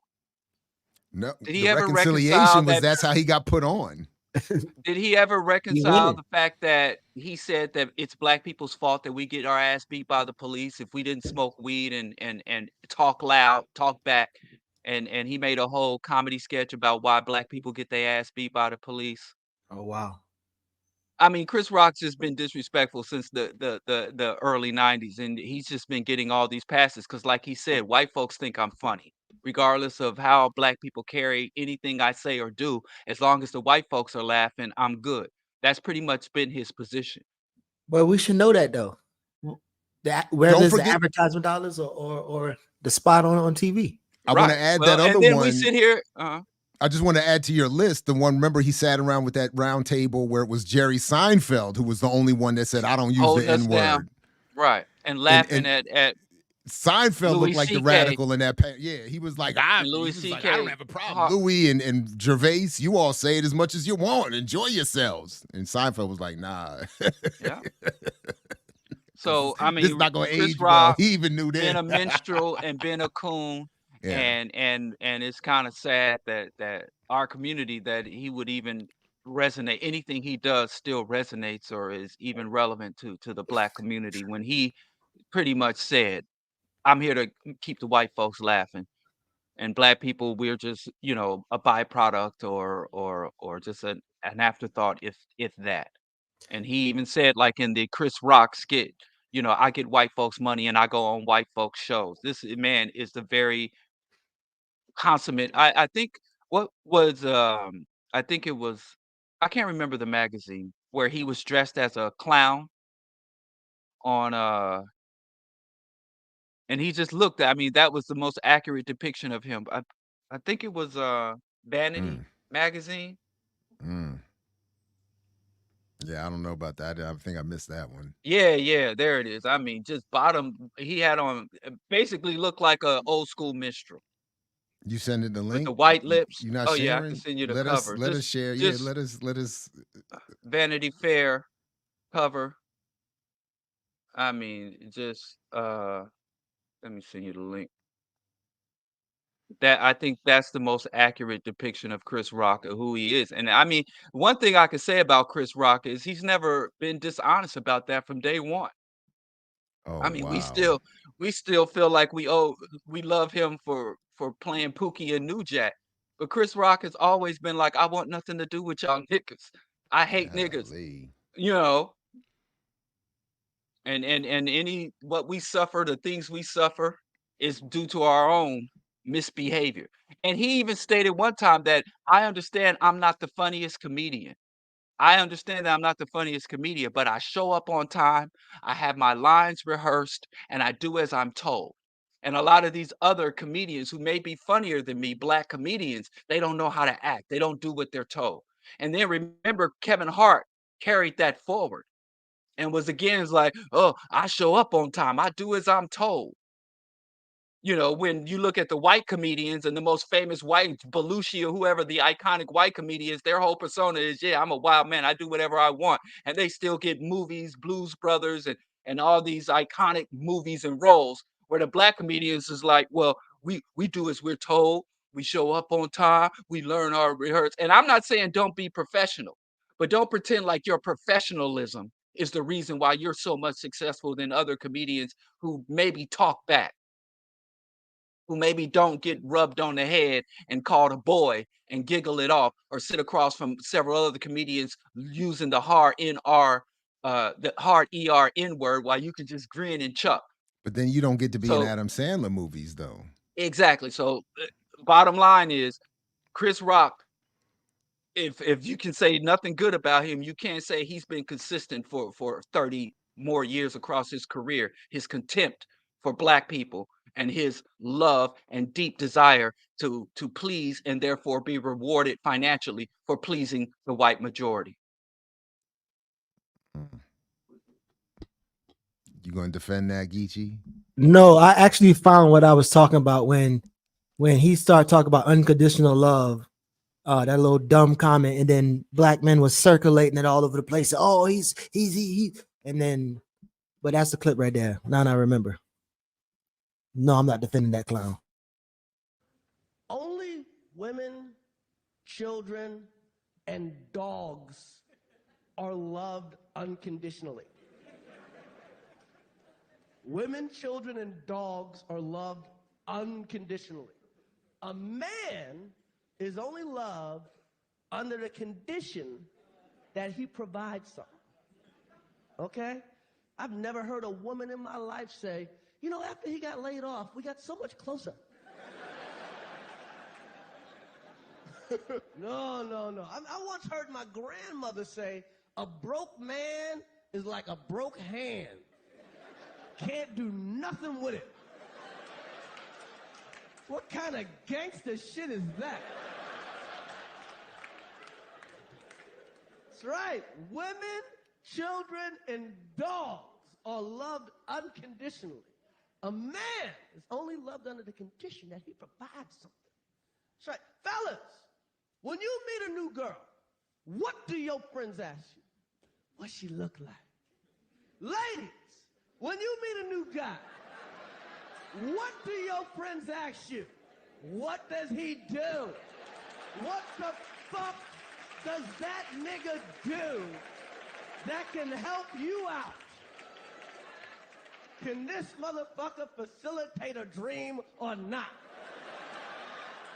Even right now, Michelle Obama is looking at Barack going, what's your plans, nigga? That is funny to me, though. That was funny. But again, so he just had, like, at that time he just had the right after the black hair thing. So if he's made a movie to show you that black women are not loved unconditionally, but then now he says the black man is the only one who's loved unconditionally, it's just wild. And really, he was feeling some type of way about the divorce that he was just having. So I'm not defending him, and I think Diallo's criticisms are correct, but I think that particular routine isn't the problem. I mean, it's I don't think he was saying it was. Well, I don't think that particular routine is. It's even. I don't think it's even him advocating that be the case. That it's true. That it's right. He's just saying I'm observing. I don't. Anyway, I don't want to get caught into a whole thing about that. But Manosphere business. Yeah. Hey. Yeah, we can go all into that, but it wasn't funny though. I did giggle though. It was it was But an that's the true problem with that sketch. It just wasn't funny. But I think it's his voice. It's his voice that make people laugh more than his jokes. I'm not sure that his punchlines are as powerful as one would claim. It's not a funny dude. Yeah, he's always like the facial expressions, voices, body language, screaming and shit. Yeah, calm down. Yeah. So okay, so what else? And I'm not even mad at the inaccuracy of the joke. Yeah, I don't think it has to be, sociologically or socioeconomically accurate or culturally accurate. He could just make shit up, but it just wasn't funny. Even the delivery and the pacing of it. It's just not my favorite comedian. Some other people might be into how he do. Yeah. But it's just whack. I mean, I don't like Dave Chappelle, but he's funny as fuck. I think Chappelle is hilarious. I ain't gotta like you to acknowledge that you're funny. Yeah. Fair enough. Can we? I know this was on the run sheet. I don't remember who put this in there. And I just sent it in the chat. Yeah. Okay. Because Tamika Mallory. What's happening here? So Culture Con, is this? This is a conference. Yeah, I've been seeing this lately. I've actually. Oh, it's going to be on HBO, or it's an HBO Max thing. Is that what that says? Presented by Max. Mm-hmm. There go your girl. Movement strategist. So what is this though? Another I don't conference. know who this. It's for the culture. It's a conference for the culture. The movers and shakers, social. Man, y'all getting the good people. We got some economic conference here, and all we could get was Magic Johnson. Y'all got the young celebrities. I don't know who any of these folks are. I don't know who none of those people are. I just know Tamika and the first lady who did the exactly. If you don't know who they are, then you know they popping. He's the Gen Z historian. I don't know who none of these folks are. I be reading the damn tabloid headlines. Hey, is that Madden? Is that Madden daughter? What they talking about? Is that John Madden daughter? John Madden got a black daughter? I have no idea. Let me check. Let me Google. Curl Queen. Oh, it says who they are underneath. Yeah. But that doesn't mean I know who they are. A co-host of Sway in the Morning. A wellness artist. I don't know what that is either. Oh yeah, I do be seeing her Oh, sitting next to Sway Heather is B. a Sway. corniest dude. Lil, you gonna spit some verses? God, I can't stand You can't seconds. you can't disrespect I the just think culture. he's You can't corny. I you don't know why. disrespecting the culture now. You disrespecting hip hop. You could it's West Coast, so that don't count. West Coast cats. Dang, Diallo. I don't I want mean, no smoke. DJ I've Red got nothing to Alert. do with that. He's not Funk Flex. Oh Michael, man. if you could rap, who would you rather Oh sue for? man. Sway or Flex?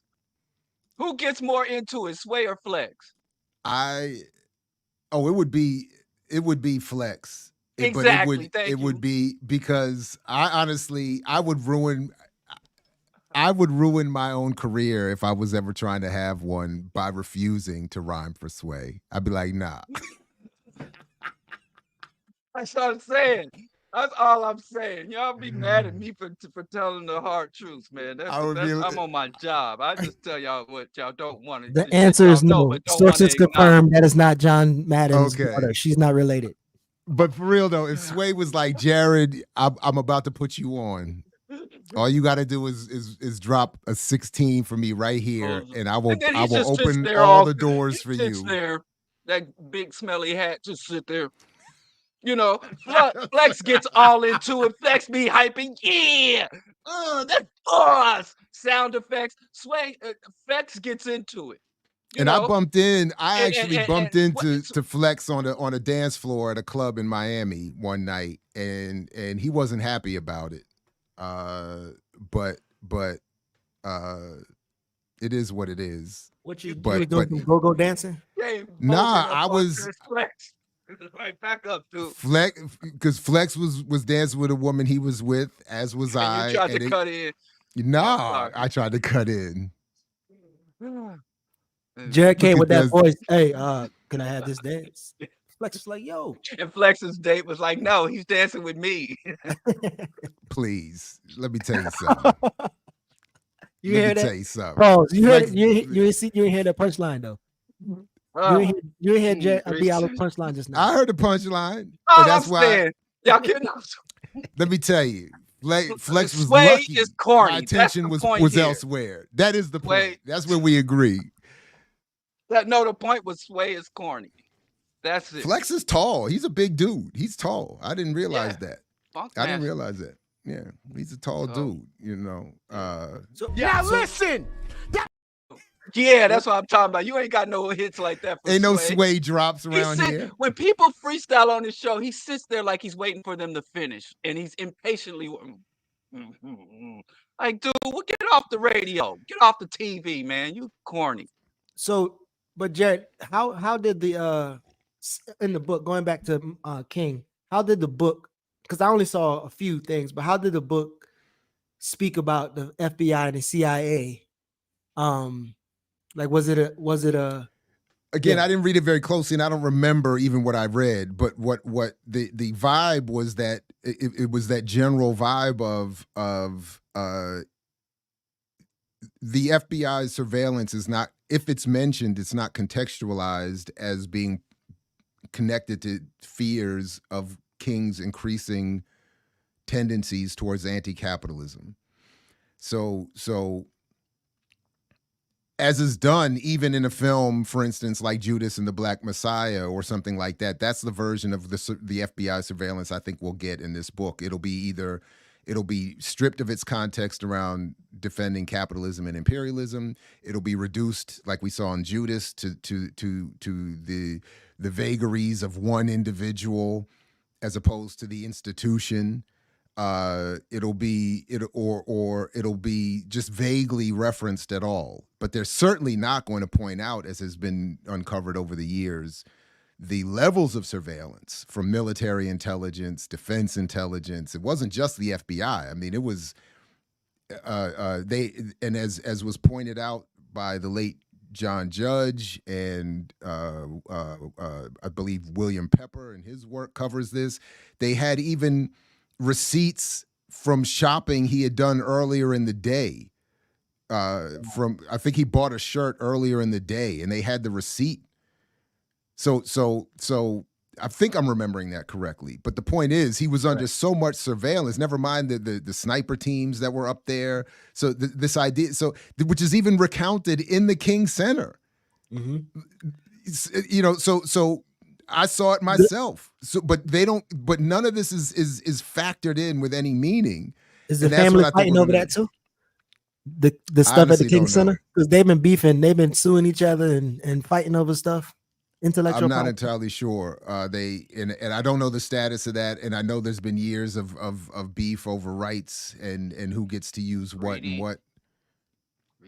So the reason why I asked because Spielberg is on record like fangirling over George Bush and the CIA and FBI and what they did in Iraq, and so it would be interesting again to see how they position themselves dealing with the FBI, because mainly what they were saying was the FBI was watching King and he knew that, and despite that, he still was cheating with the white girl. So like that's what I saw in the book. Yeah. Spielberg is a Zionist. That too. Aggressive Zionist.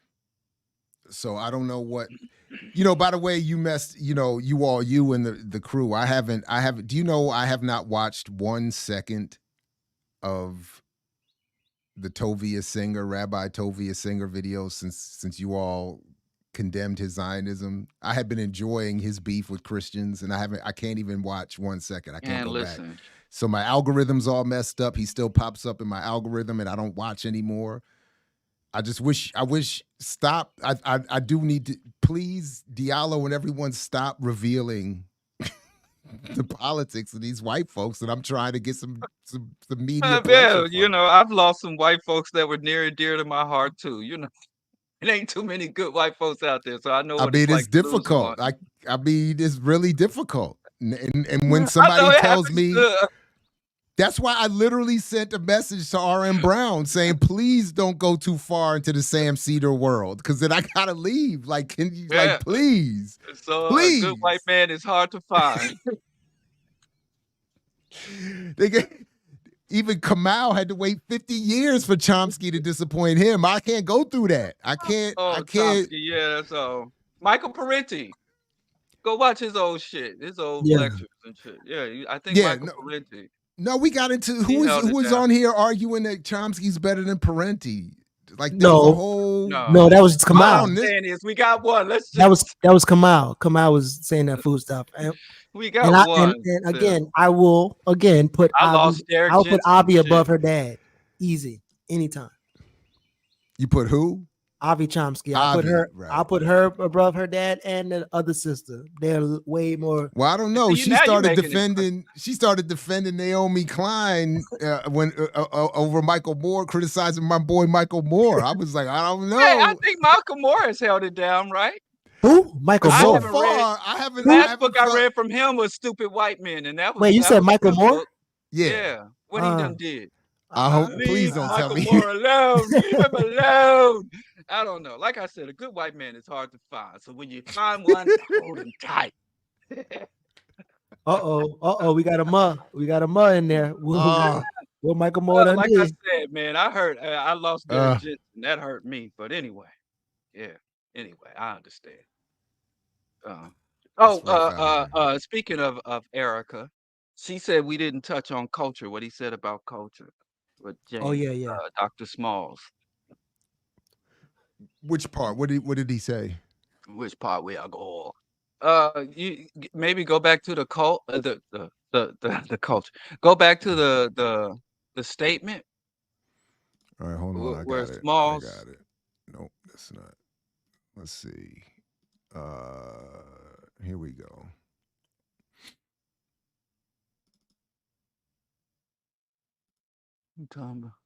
Spirituality guides your life. Culture informs your life. Culture is your primary educational system. It gives you your values, interests, and principles. If you are practicing the culture of those who practice genocide against you, then you will practice genocide against yourself. And again, in a vacuum, that's great.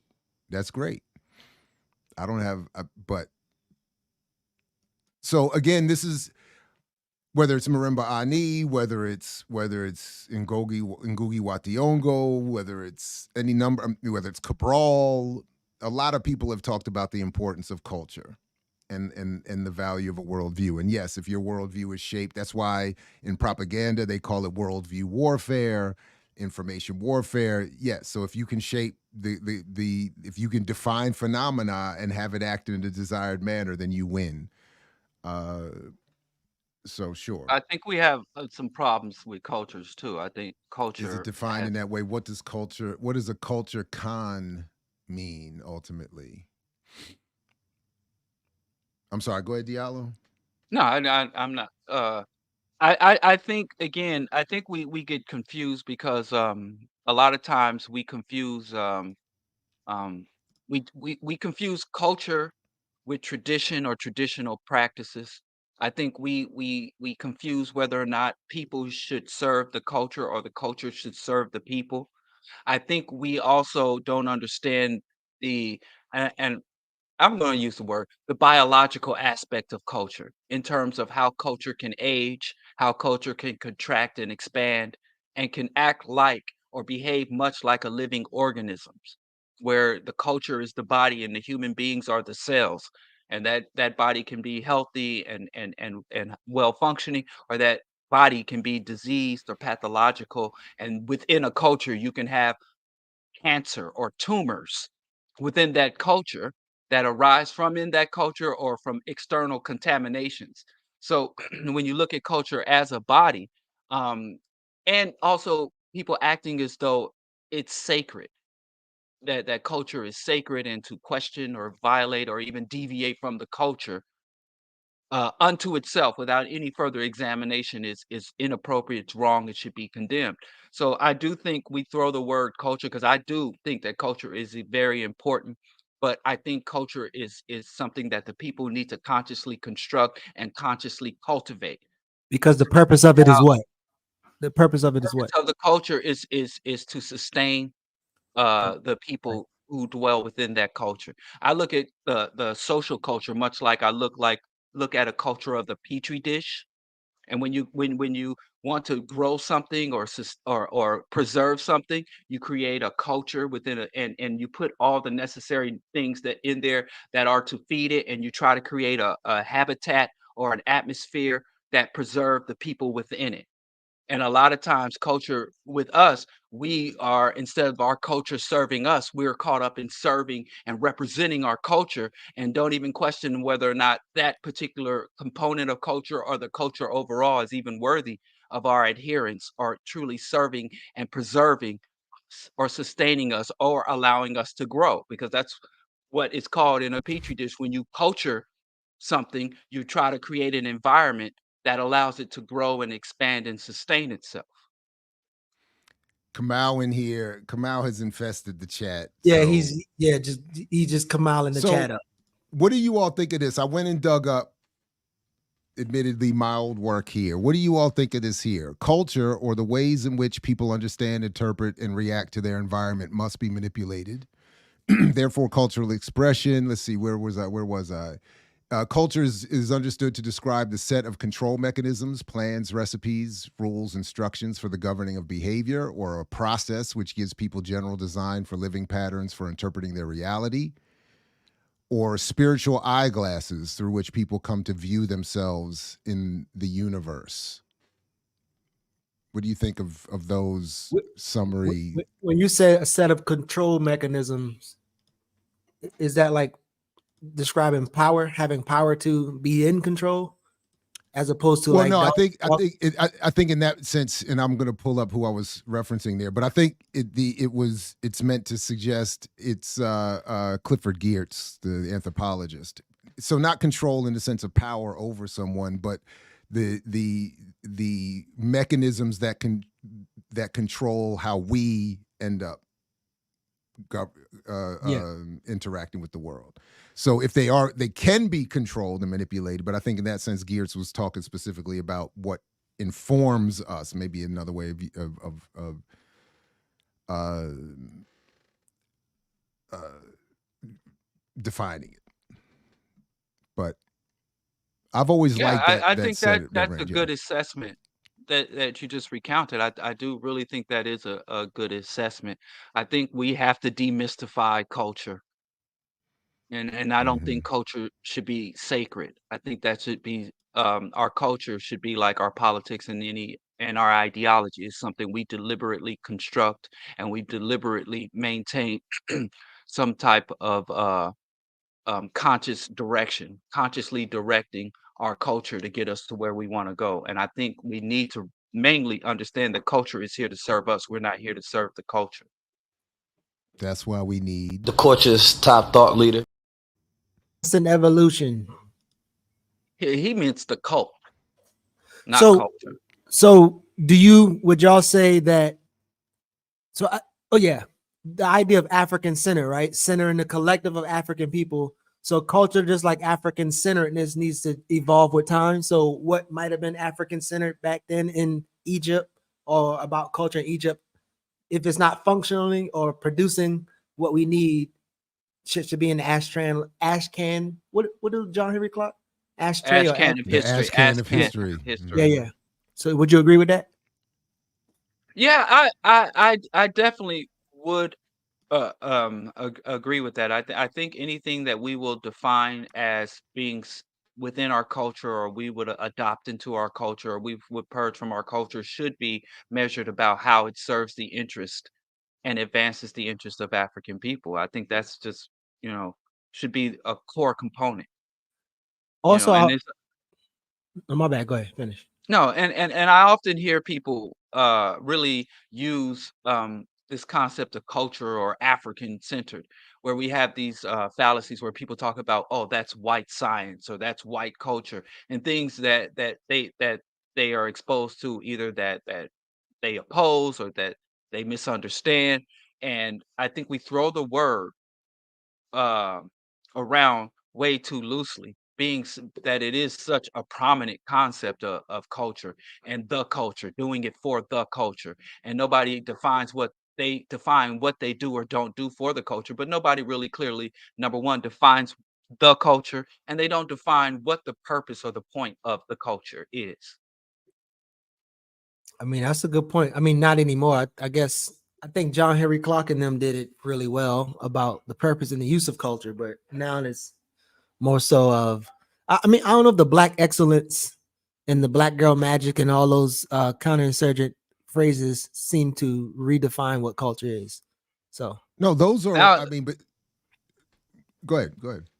no, yeah, now it's the cookout. The whole who gets invited to the cookout and who's not invited to the cookout. It's about what's popular, what's marketable. It has really been turned into another commodity, a means to sell goods and to make put a price tag on identity and culture. Yeah, I mean, Black Girl Magic is a marketing. I mean, it.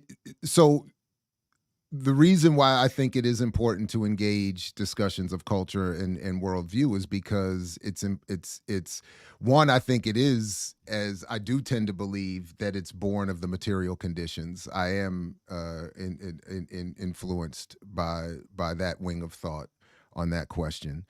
But and then once it's understood that manipulating it, and that's why the sources that I was referencing there. So it's I think Wade Nobles was even one of them. Yeah, Wade Noble yeah, quoted in Marimba Ani's work. Ngugi wa Thiong'o was one. Clifford Geertz was another. And what I thought at the time when I was doing that work that was interesting is that Geertz was a European, but was saying the same thing about culture and its role and its impact on people that Ngugi wa Thiong'o and Marimba Ani and others were saying, just in the context of Western anthropology. But the point being that once it's understood that if you manipulate people's culture and consciousness, then that becomes a manner of warfare. Then it gets plugged into the marketing and advertising, and they're saying, yeah, of course, any community, Black people included, want symbolic reference and to want to be made to feel like their consumption or their cultural expression in and of itself, going back to our previous discussion, is revolutionary. So we'll lean into that Black Girl Magic and the conscious consumer. and all of these other phrases that are coming right out of Nielsen, coming right out of McKinsey, coming right out of all of that crew, and it meant to influence the lenses, as Wationgo was saying, that people are interpreting their environment through. And so absolutely, it's all hostility. It's all meant to be hostility. Well, So and Dale Jones famously said, 90% of warfare is culture. And the quote was, he's like, 90% of warfare is culture, and once the enemy gets into your culture, it's all Mickey Mouse.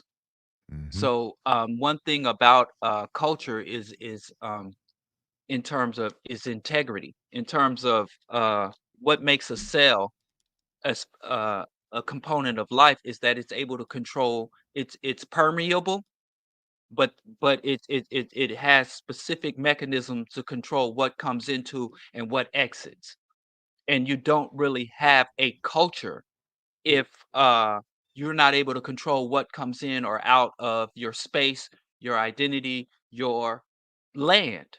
And one problem that I have with culture is set up to sustain people. Culture is set up to sustain a people. So if you develop a culture that is born out of oppression, then the culture will help you sustain yourself in that culture. Whether praying to Jesus and looking for the sweet by and by and eating chitlins and making the best of, and that's a culture that can sustain us. But where we as African people, we need a revolutionary culture, which is a very particular manifestation of culture and a rapidly evolving and a very aggressive form of culture as opposed to the old school culture. And I think there's always that conflict between the revolutionary and the traditionalist. In most struggles, you see that the traditionalists will sometimes become an obstacle. And that whether you're talking on a large scale or even when Kwame Ture was talking about venturing into the South and when in his SNCC days and how the young people were energetic and ready to confront where the older people, you read his book, Black Power, um, um, it will show you that there was this. They always say it's an age thing. Oh, the older people and the younger people, but even beyond the age thing, it's culture where you have the traditionalists who want to say, well, this is what we've done and this is the right way to do it, versus people's like, we got to blow that shit up and come up with a whole new way of being or engaging. We got to create whole new social relationships. And sometimes cultures get severely contaminated. I've been in black culture spaces where they're pouring libations to Jesus or pouring libations to our ancestors and Colin Powell's name will slip in there as an ancestor. So you see black people doing a cultural act, but it's got some heavily warped presentations or manifestations. So So culture. go Can ahead. I I'm just sorry. say, Huh. just quickly to Ricky's point that you pulled up here? And this is sort of the point I'm getting at. That the co-optive element of it is what those in power understand. They're not. I didn't. So you're right. They're not creating slogans necessarily. They are manipulating what people who produce and looking to adjust it to perform a certain function for them. And to that point, when Diallo mentions Mickey Mouse, I just always want to raise up this book I once got from the late great Dr. James James Turner, Mhm. founding director of African Studies Research Center at Cornell University, uh, How to Read Donald Duck. And it is a Marxist analysis. Dorfman and Madelart. Madelart's work I've read separately in media theory. Brilliant work there as well. And it just goes through it from their point of view.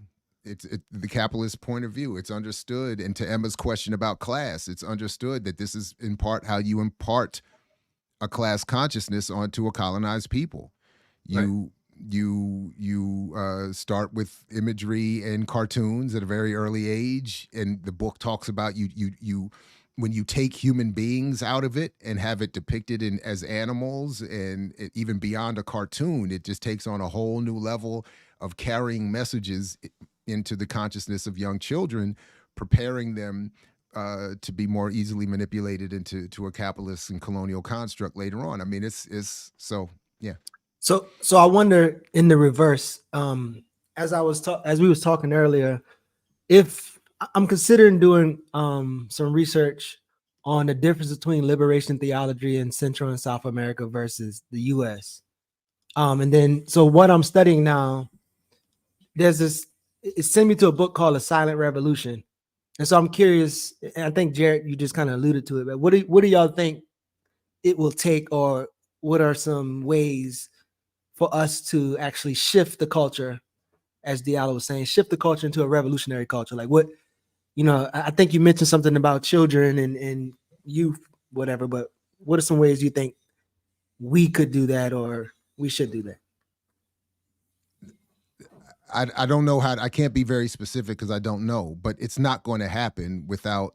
I think a small organized group of people are going to have to create such a massive disturbance in this society that it ceases to function and is reconstituted, is forced to reconstitute itself.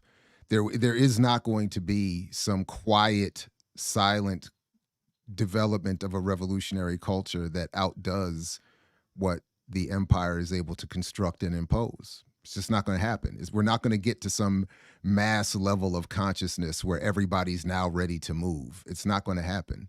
So how we define small, I see Obi asking the question, I don't know. But it's not. But the idea of creating a mass, I don't think that's realistic at all. I think we have to, again, take that Glenn Ford approach, targeting our work to a specific group of people and encouraging their increased levels of organization and clarity, and then ultimately action. I'll stop there, but that's all I can see happening. What you got, Diallo? Well, basically, there's an old saying I used to hear a lot. We don't fight because we'll win. We fight because it's right. So you engage the struggle from that point of view. I've always seen that in smaller spaces where I've seen people, radicals, revolutionaries, subversives, um, start to resonate with people outside of the radical ideology is when they are able to demonstrate the viability of their belief systems, when they're able to demonstrate to the community the viability of their beliefs. So I always encourage conscious people that there should always be a component of outreach, propagandizing, uh, agitprop is more appropriate, agitprop, and always outreach, engaging with the larger community. The work must be done amongst the already converted and convinced. And your missions, your objectives need to be scaled to what whether it's one person in the community or a dozen people in the community. And it's not so much about what we say to the masses, it's what we can demonstrate to the masses. And that's a two-pronged thing because as H. Rap said, I don't create revolutionaries. The system creates the revolutionaries. The conditions create the revolutionaries. So revolutionaries don't necessarily create revolutionaries. What the revolutionaries must do is have an apparatus and an organization to filter the revolutionaries through. So when someone might be awakened by a book, somebody might be awakened by a billy club up against their head, somebody might be awakened by an eviction, somebody might be awakened through university formal education. But when they do become awakened, there should be a revolutionary organization saying, hey, these are the resources, this is the structure, this is the agenda, these are the protocols for you to evaluate, to integrate into, and begin the work. Right. Because I had just had two revolutionary brothers contact me from Nebraska. Like they're awake, they're ready to do the work. And so, one of the things you do, they're growing mushrooms and cultivating the land because that's all there's really to do in parts of Nebraska is to grow shit. So how do they turn the land, the resources, and make that radical? So we as the conscious community, we as the revolutionary, as the woke people, we need to pool our resources, cooperate, coordinate, and demonstrate to the larger community the viability of our ideas on whatever scale our resources and numbers allow us to do so. And believe you me, people are watching. Streets is watching. People are paying attention to us that might never engage with us. People are paying attention and listening to us that we don't know from places we can't even find on a map. So we need to commit ourselves to the struggle and make sure we are making a positive contribution to the just aspirations of our people. And there is a formal element of outreach and education, which I do believe which should be sustained and carried out. But there's also the larger resonating that I think that will happen from us simply sitting down amongst ourselves and doing the work, doing what we know and understand to be needs to be done within the limits or scope of our resources.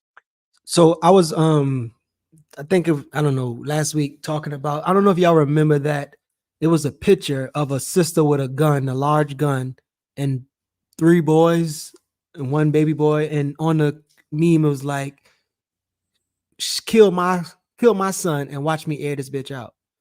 Meaning like she's welcoming the state to kill her son first, and then she's gonna shoot it out. And so it makes you think about like how people, and I know you said like like people, the times or the contradictions make people become revolutionary. So when you take a Trayvon Martin mom versus a Tamir Rice mom, and how one might be able to get around the right people and be pulling an organization, but the other one might be pulled away by someone else. And are you saying essentially like having organization and having those type of material things or infrastructures for them to be funneled in? Are you saying that versus Yes. like, because real quick, because and me and Manny probably talk about this every week, but the concept of like competing with what the system points as a win with us having a win for something that's attractive to people. So like, does that make sense in terms of like having a structure, a apparatus, organization for these people to come to, even though they will be coming to once they're in desperation? But is that what you're saying? No. Well, not you don't necessarily have to have it. Like, look at it this way. If my son woke up, who's in high school, tomorrow and says, "Hey, I want to be an NBA player." He doesn't necessarily have to go to the NBA to be an NBA player out the gate. He can start training in his park and go get a basketball and go to the local park. He can start to get a little group together. He can sign up at the high school level. He can play intramural basketball. And not only and he already knows in his mind the particular type of skills, the particular type of characteristics within himself. And even if he says, "Well, if I don't have the ability to play on the field," like I have a my I have one nephew that's going playing wants to go into the NBA and he wants to be an NBA player. I have another his cousin of my nephew on his mother's side, he's going into sports management. So if he's like, well, if I can't be an NBA player, I can be sports management, laws, promotions, and there's all levels to that. And it's already understood. And the child doesn't even necessarily have to study that. It's just understood it in the culture, in the community from just their day-to-day interactions. Same thing if you want to be a lawyer, if you want to be a hustler, if you want to be a gangbanger and a street cat, if you want to be a pimp, it's understood out there what you can do independently by yourself, what you can link up with others to do, how you can do it through a formal direct means or informal roundabout ways. It should be the same way for revolution. If a young person says, listen, I don't like this society, I don't like my status in the society, I don't like where I appear on the hierarchy, and I don't want to be at the top of this system. I want to fight back, I want to disengage. There should be where as we build revolution, where a child says, listen, I'm the only cat that thinks the way I do in my community. So what can I do? What skills can I develop? What guerrilla grassroots level organic things can I get into and begin doing? Or if I have a formal education, or if I have these particular skill sets, how can I integrate them into the revolution? And that's the problem for the we who understand the necessity for liberatory and revolutionary actions. So we need to structure the revolution and have formal, informal culture. And that's when We when covered if it. it there was a time where that was understood. And the terminology back then, if you read the stories of the people who were interviewed, revolution was in the air. Revolution was in the air. And he said you'd walk down the streets of any black center and people would be like, right on, brother. And there it was in the air. It resonated and it was in the background. And you knew some people who were formal members of the Panther and formally engaged, and you had people that were adjacent to, but revolution and radicalism was in the air. And that's what we have to get back to. And the way we get back to it is by it's a two prong. It's internally maximizing what we have, pulling our resources and being more serious about our work internally, and then a formal and informal resonating and outreach to the larger community. So We speaking have of to put outreach, though, revolution back in the air. so but back to Jared's point before, when revolution does come in the air, movies come out, documentaries come out, right? So when people start, I mean, I don't know, I don't know if Spielberg waited for people to see the Radical King and all these other things, and it's we need to bring our black clowns out to kind of redirect people's attention. So how do you compete with mass media, psychological warfare in the form of entertainment on that mass scale? Well, that's guerrilla warfare. Guerrilla warfare, you don't compete. A guerrilla unit of guerrilla warfare unit is not going to meet a form of the U.S. military on an open battlefield. So you have to come up with subversive means and subversive media and alternative apparatus. And that goes for art, culture, media. There are indie films. I remember when there used to be a really strong street level, grassroots level media circulating circle where you'd get everything from bootleg VCR cassettes and bootleg DVDs of Quilombo, Spooku Set by the Door. People were showing movies in basements, showing movies in cafes. So you don't have to confront it directly. And if you can impact people with minimum resources and minimal facilities where they're having to use a global apparatus, they're the ones. These major armies are unsustainable. So sometimes you defeat them by simply outlasting them. And you already see certain levels of consciousness seeping into the mainstream media. And every now and then, some media will come out and we enhance when we see things that resonate with us within that, we enhance it, we push it. But I think we should be more interested in how well we can communicate with the people we have access to, as opposed to just lamenting the fact that they have so much more media and have access to so many more people. I think simply guerrilla media, guerrilla warfare, guerrilla economics, underground, organic, grassroots tactics, I think many of them are still valuable. And now with the advent, and that what I'm talking about was before the internet, before before the World Wide Web, they were doing that. But now with the internet, we have an instrument that's even more powerful. And you got a lot of pro-black people like, I want to wake my people up, and they can't even be bothered to share a link. And a lot of times people are sharing links of things that outrage them, things that are scandalous. And I always say there should be a 5-to-1 ratio. Anybody that's engaged on social media, for every sexy red or Uncle Tom or foolishness you share, there should be 5 substantial links that you share. Whether it's a link to a PDF of Jared's book, whether it is a Dr. John Henry Clark lecture. I mean, we don't do the work. We lament that the work isn't being done, and we don't do what we can.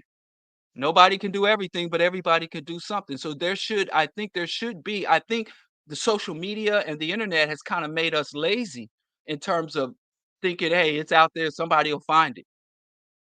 When people come and engage with you, in person, you should be spreading the message, but also you have I would have never imagined the internet. I was active for decades and organizing for decades before the internet emerged. And now we even have people shunning the internet. Like that's crazy.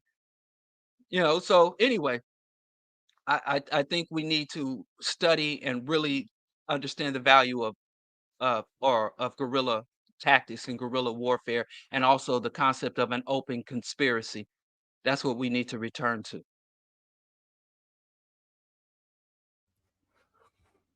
Right. Mic drop. Anything anybody want to add? Anything anybody want to alert us to? I never know who Diallo is talking about. I don't know why people think I'm talking about anybody. I mean, if I'm quoting someone, I always try to be mindful to say their names.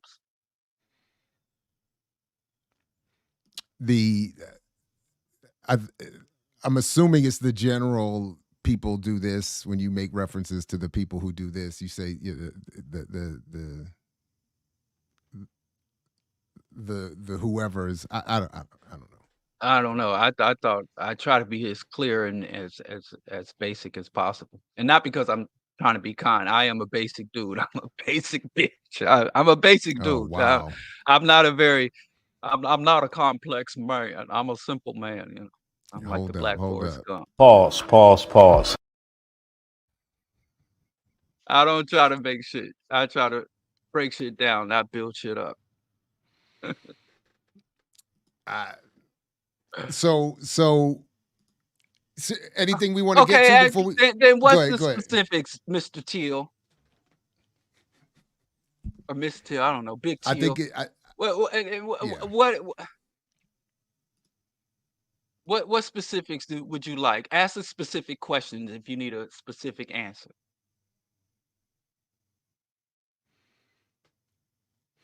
So, and God is cruel, always hating. My haters make me stronger. What's that rhetoric about my haters? I want to say thank you to all my haters. Yeah, what was well, if you died, then whatever left your body, use whatever left your body to continue to communicate with us. How I throw you under the bus? What'd I do? Oh, now he needs time. You didn't take time to level your criticism. Yeah, y'all got the hate comes instant. And you can't out-hate me. I am the hater innovator. I am the hater participator. No one is greater. I hate now. I never hate later. So right, don't assume the gender. I did assume the gender. And like I said, Big Teal, I just know I use context clues. Usually it's the brothers that try to. So not anymore. I think Big Daddy Kane is right. It's everybody's little now. It's little this, little that. There are no more bigs anymore. I'm old. Let's read some Wise the Dome comments. We name one Little Yachty song. Oh, that's funny. Little name Yachty? one song from a Lil that not you, Geechee. We all know with your thirst. I know. We know. I know. I'm asking Jared. I'm on name the boat. a Lil song that's from a Lil rapper that's not Lil Wayne. Jared. Lil Boat, Lil Phil, Lil Bill. Lil Uzi Vert. Boom. Name a song. Oh, I can't name a song. I don't know the That's songs. what I'm saying. Oh no, I'm with you on that. I'm with you on that. I don't know. I don't know. Biggie Smalls, Big Daddy Kane, Big Pun. Big Daddy Kane, Big Pun. Somebody says Bun. Big L. Yeah, so I make some assumptions. Lil Mama. I'm from the era where we did big things. Lil B from Chicago. So is there a comment? Well, so we know appeared. Lil B, the bass god. Now we all know that. Thank you, bass god. That's another one. So we all got to appear on Wise the Dome TV. In. And are you saying that there's look at this. I got a compliment. Word up. Yeah, you got a little compliment up in there. So Diallo with some brilliant quotables. I Manifesto giving up all the compliments. This is excellent. Brother right there. So this was dope. There was a dude who he was commenting on there. First he was saying that we didn't know what we was talking about. Then he said it was an incredible interview. And then he started saying how we need capitalism for the revolution. So I can't remember. That was on here. Yeah, I was trying to. They got a lot of comments. Yeah, like I think we came through really strong on his joint. But I didn't step out on BPM. Hold up. You can't say that. Pause. You say what did Diallo just say? You can't say we came out really strong on his joint. Pause. Was stepping out on BPM. This guy here. You wow. I told you it's gonna take me a couple minutes to come back for that, man. I am completely ruined going down to Mason Cameron YouTube show. But I don't see the I think it's Floyd Phillips because I got it. I got an email. There you go. That's the guy right there. The dope conversation. Floyd Phillips. I don't see Floyd Phillips. I just saw his face when you were scrolling. This is such a great conversation. This was dope. I don't see Bosses and leftists. Yeah. Oh, he might have deleted because now he's up there saying dope conversation, but it was another one. But I don't even see the one you're talking. It's at the bottom. I don't agree with the semi-anti-capitalist rhetoric. There can't be a revolution without economics. Someone has to pay for it. I prefer Dr. Todd Anderson approach. But again, what I would want to say to Floyd is, what is Dr. Anderson's approach, and where is it demonstrated to be workable? What is he advocating that would work? Because again, leather hats from Haiti. Y'all leave Claude alone. Well, again, I'm not bothering Claude. When I read what my memory is, in about 2005, I reached out to Claude Anderson for my radio show and was told by a woman answering his phone in his office that he does not do any more interviews because it's too late, was her word. Yeah, he did say that. He said we had 20 years to turn this thing around, and that was almost 30 years ago. So it's too late. So and she said, but I took it at the time as he's being honest. He said, because he's saying, because her thing was he's not doing interviews, he's working his own plan. He was doing some business. I thought it involved seafood. Can't remember. And leather hats from Haiti. Oh, okay. Yeah. So and I read the Dynamics plan. But he wasn't doing any more interviews because he was like, it's too late. I'm gonna do my little thing, and so I took that as an honest. I'm not going to do the public thing because I know it don't work. Now he's back. The Harvest Institute. That's right. Yeah. And now he's back. I was once literally a card-carrying member of the Harvest Institute. I would get the newsletter, and way back. That's back in the 90s before the towers came down. But Claude Anderson, there was always one major flaw in his plan, but I'm not going to reveal it because the white man might be listening. So, but anyway. Going back to that comment, like, so anytime I hear people say, it has to be economics, I asked them a question, could you just define economics for me? Because to me, it sounds like there's no economics other than capitalism, other than exploiting labor. And well, now, so now, thanks to the Black Myths podcast, we have a permanent video document that we can send. We have a link we can send to anybody that says that from now on. And that's when Two Black debated me on the pooling resources piece.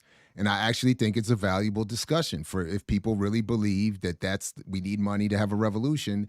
I would encourage them to watch that and then respond beyond just a comment, give an actual substantive response. The funny thing about money is they defined money. Like who defines what money is? If you need money for resources, let's say white people redefine what money is. Let's say they go back to the gold standard. Let's say they say, okay, cowrie shells is money is a human invention. Purely from the human, even gold, gold and silver. Because for the first time since the crypto revolution, I'm now seeing advertisements for gold and silver again. Have you seen that? Gold and silver are back as a hedge against economic collapse. Oh, Jerry. And there are gold. Where there were even civilizations that didn't have any value. Money, what money is, evolves over time. X's and zeros. If you go back 50 years and you go to somebody and say, well, this digital mystery money, plastic cards are money. So I think we just need to go, when people talk about money, I understand the value. Lord knows I understand what it's like to have not no money. But on a larger scale, in terms of exercising power, power is not having money. Power is defining what money is. And there were times when the white man landed on the shores of Africa or the so-called New World, and he came with his doubloons, and the native people looked at him like, the fuck is that? What am I supposed to do with that? Remember in Kenya, when they wanted the Kenyans to work, and the Kenyans wouldn't work for money, and so they had to kidnap the children, and they started literally using children as currency. Like, do this work and you get your children back. So money, like Bobby Wright said, we were currency at one point. Yeah, but how you gonna buy the guns for the revolution? Somebody said, "I'll give you half a dozen Negroes for that plot of land." So he money said evolves. how he said, how you gonna buy guns for the revolution? The American Revolution required the rebels to purchase weaponry from French. Oh, I guess France. How did they get the money? You cannot downplay the use of capitalism in any revolution. In terms of guns for the revolution, where did the First of all, I think it's a bit premature, just a tad. Maybe another 2 months from now we could talk. Talking about guns for revolution to me is But first of all, I mean, but there's so many flaws with. Come but on, there's and even there's so many already guns saturating the hood. Yeah, the guns have been purchased, and the reason there's so many flaws with that, and but including the fact that. First of all, getting guns from an outside source, an ally, does not necessarily in and of itself require capitalism. It just requires an ally who could have developed those resources through socialism or some other form of economy. But that's one thing. And why, by the way, I and some of us around here advocate soda politics, because we need solidarity with the diaspora. We need an outside resource. That's part of the point, that you can't just do this by yourself.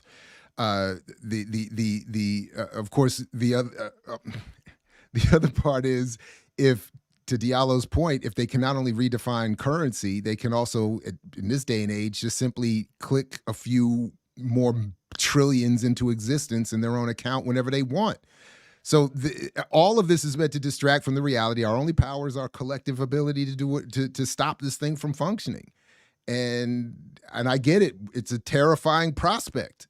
But the idea that we're all going to, I just started picturing when I was listening, the idea that we're all just going to organize ourselves and roll up on Walmart and do our shotgun purchases and then go have this revolution. Like, is that what he's expected? Like, or capitalists, let's say the black people who are successful in capitalism, when they buy guns, it's to protect themselves from the black masses, not to aid or redistribute. Jay-Z ain't gonna give you no gun. You go up to Jay-Z. He's buying guns for his bodyguards and his security.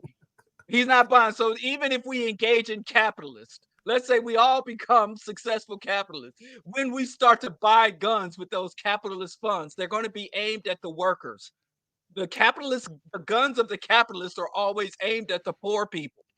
So capitalist guns ain't going to be used on our behalf irregardless. So even if guns were, then we have to find something other than guns to wage revolution with. And if you read Handbook of Revolutionary Warfare, War of the Fleet, Che Guevara, Mao, if you read about guerrilla when it gets to that point.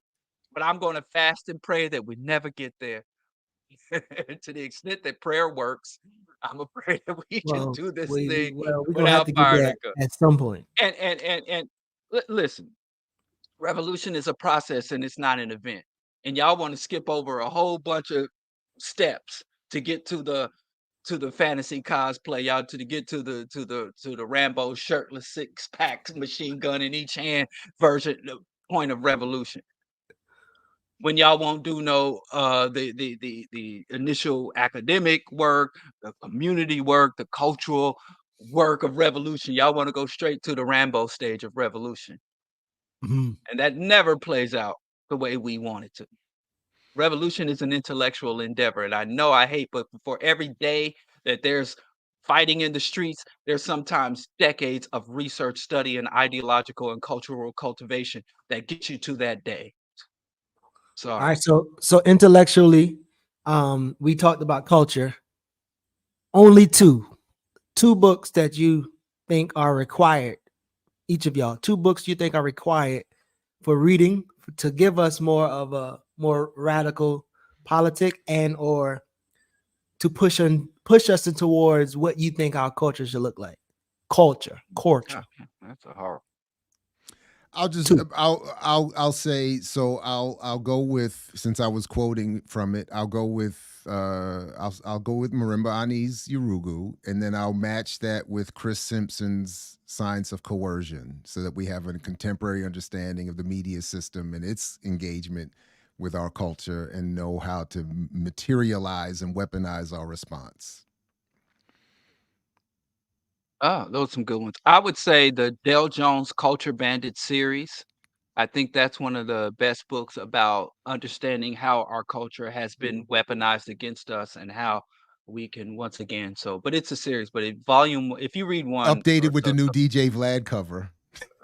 really, No, I'm just playing. I'm saying it should be re-released with the new man, DJ listen, Vlad cover. just stop playing. Don't play with it. Don't play with it. Don't play with it. I thought you were dead ass. Like, this is the kind of world we live in.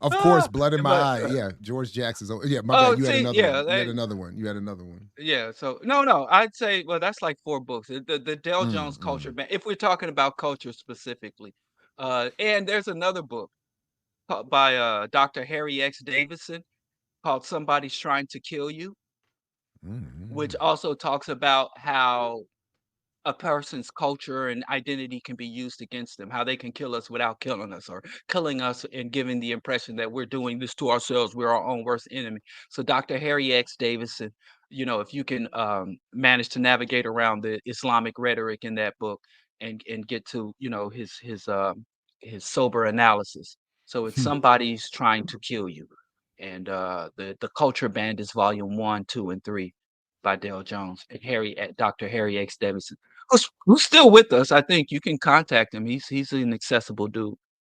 Why are people going? Why are people going at you, Geechee? What happened? I don't know, man. You know how it be. Them chatters. Man, hey, you don't want to make an enemy out of Goddess, because boy, she is relentless. You're not steering us towards Cabral. That's my people. That's my people. Good. That is my people. You want to keep her on your side. I've been. Don't get mad because you ain't got her on your side. I ain't mad about it. I'm trying to keep you out from suffering my fate, Good, man. running afoul of the goddess. Blood and water. I'm trying to help you avoid the wrath of the goddess, but you can't help. What Chris Rock say? They talking about my internet connection. I don't know what them boys talking about. Your internet connection is on and popping. I don't know. I don't know what they talking about, but I got my I can't point to it. I got my imaginary baby mama behind me, Asada, and then I think the BLA study guide. Them two. Those are my two. The BLA study guide. What was the first one?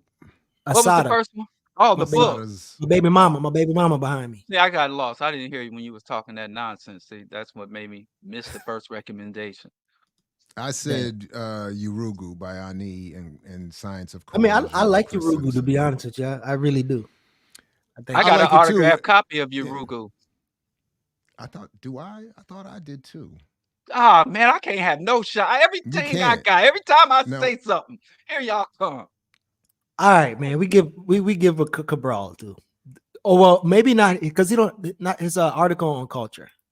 Boom.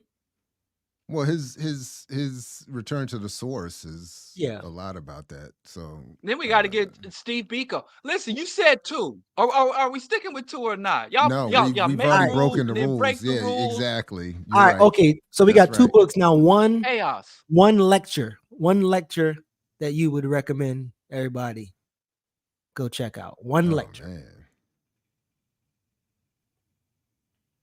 One lecture. I feel like just give one of your own. Stop being humble. Right. No, the one you gave at the one you gave at Dennis Spot. You remember that one? Dennis Winkler them? I mean, I remember Dennis, but I don't remember the particular. But no, there's better.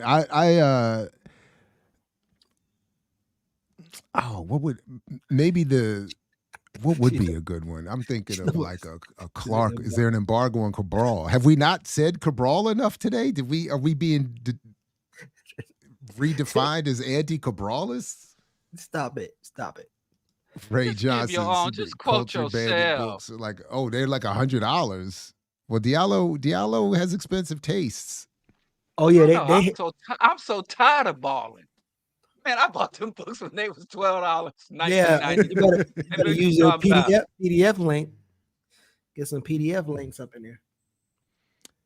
Clark had an E on there, ZZ. I know you missed that. You so busy sending us money, you forgot the E. But that's what I was actually thinking. There was Clark. one that he gave towards the end of his life, and you were talking about Biko, where Clark was actually talking about the South African struggle. And it's one of the ones where he was most overtly militant in his calls for armed struggle. And he also was when he had a lot of harsh words for Mr. Farrakhan in that one too. But How dare I was even thinking of the great debate where Oh, he yeah. had that line. We debate my equals. You talking about when he was calling Farrakhan a con man? He said a lot of things. I don't remember everything. I mean, but he went at everybody, Asante, Karenga, but in that speech in particular, if I remember correctly, in that Mother Moore. lecture, did he go at Queen Mother Moore? I don't remember that. I think he was mad because she brought Winnie up and Winnie was sick and she did something silly. I don't think remember that's that. Yeah. Winnie Mandela was on my bucket list. I'm sorry I missed her. I had reached out. I had tried a number of times to get an interview with her. I would have loved that because when we read her book, shout out to Dr. Loxley Edmondson, had us read her book. My heart went with him, or my soul was with him. What was it? Her autobiography. That joint. Winnie's. I'm a big fan of Winnie. Cold-blooded. Yeah, I'm a big fan of Winnie. Your sister Baina Bellows, man. Yeah. We teach our children. Nice. about From you. I would IB. say that lecture on the Haitian Revolution by Baina Bellows, if I was to recommend one. You know what? I don't think I've seen that. She's solid. The old one. When she had the fro, her Yeah, she was yeah, young. yeah. Yeah. She She still Okay. is young. Stop it. Man, you just can't stop today, Geach. Wait, But what? yes, the one from when she had the big afro. Yeah, I got that on DVD around here somewhere. See, that's why I know I'm old. Every time somebody says something, I start looking side to side, looking for it. That's it. Oh, that's around here somewhere. That's what. When you ask somebody a question and they look side to side, that's a sign of aging. All your stuff Kwame is around. Ture lectures are some of my favorite too. Especially at Howard. I like when he was at Howard. And the Alambe Brath hosted one, the Patrice Lumumba coalition that I remember. I used to rock a couple of those. I should go back to it. I love listening to Kwame Ture. I love the way he talks. I love his delivery. I love his subtle encouragements and inducements. Yeah. But I have to check out that. All the United African Movements lectures. The UAM with before what's your boy's name? Before Cornel West tried to get them shut down, got them kicked out of their venue. They had Dr. Clark, Dr. Ben, Stokely Carmichael, all the icons, all of them. So Alamadi's been on here with Jackie a number of times. Years ago, I even interviewed him, but for another platform. I'm a big fan. I remember his book, his work on the New York Times in Africa was just a book of just nonstop bars. And I remember tearing that up in grad school and intellectually smacking all these professors with it on a regular basis. It was beautiful. So I'm nothing's wrong with Milton. Nobody said, who's saying, Keontae, what are you talking about? He's been here before. He's welcome here anytime. And I'm just praising his work. What you talking about? He might be responding to God is saying, don't interview him on EYL somewhere else. That's probably what not on EYL. Let him get somewhere else. Okay, I see. They're saying Diallo gonna mess up the interview and shit. Diallo gonna start arguing shit, cursing people out. You know how you do. Alton Maddox had some good lectures. I used to like listening to him. I had a couple lecture tapes from him too. When he had that one I always reference all the time where he said only criminals would set up a system where you have to be judged by your peers. He said criminals set that up. Yo, his introductions to people was funny. Like when he bring people to the slave theater, And and he he started, talked 2 hours into where the introduction will be longer than the yeah, damn speech. like bring the speaker on. Oh, what you doing, I've bro? been to some of those. I've been to some of those. Like when he, oh my goodness, he get No, up I there, wouldn't. he give you a 2-hour introduction for a 15-minute lecture. Man, No, Austin was a wild dude. and when you would get the I never saw him live, but I would get the cassette tapes, and you're right, it would be like the one half of the 90-minute cassette tape was his intro, and you're like, damn, you got to wait for the joint to click over before you And get then to the right, the speaker. drum. Then they had to drum the guy They in, got and the the drums would drums, go on for the another drum. Oh 15 yeah, oh of course. You'd be like, yo, You push see, start on that's that culture. thing. It's like, That's and there was no culture. quick fast forward. There was no CDs even skipping But, ahead. hey, This I'm on. I had to work for my would knowledge. they run them academic lectures like Sunday service. Shit was real. And now The these spoiled whippersnappers just push click and scroll and can find whatever they looking for. I had to work. I had to drive, go to the hood, get my lecture tapes. Yeah. So yeah, good old days, man. They ain't got that no more. They don't have a lecture series and the gatherings like that no more. No, same thing when I used to go to the Georgia Cafe, and that is now a Starbucks outside of Howard University, and see Steve Coakley, and it would be 30 minutes of drums, 30 minutes of libations. Jabari was trying to do it, but he just keep bringing boys out there. He's Jabari and Dr. Marriott, they be doing it in Baltimore. I started to watch The Boys on my because I thought we could critique it here. I literally didn't even make it 90 seconds. Oh, for real? She asked him a question. He started talking, and I was like, I'm out. I was like, I just can't do it. I just can't do it. It's so phony and disingenuous, and I do not understand. I'm confused by her platform, to be honest. I just don't understand where the lines are drawn. Why was she wanting us to get together to go at 19 Keys, but then she's got this dude on? I'm confused. So listen, that from far I know, whoever's popping, whoever has a way to get more followers is what she's really gonna bring. Because I told you, she texted me and said, "Yo, I need Brother Diallo on my show." I said, "You don't want Brother Diallo." I said, "You let don't it want happen, please." No. Listen, the reason why I say I don't, because that was a week after Diallo said, "Fuck everybody who ever did anything with Tariq Nasheed," and I'm like, "Yo, you don't want that because she on all."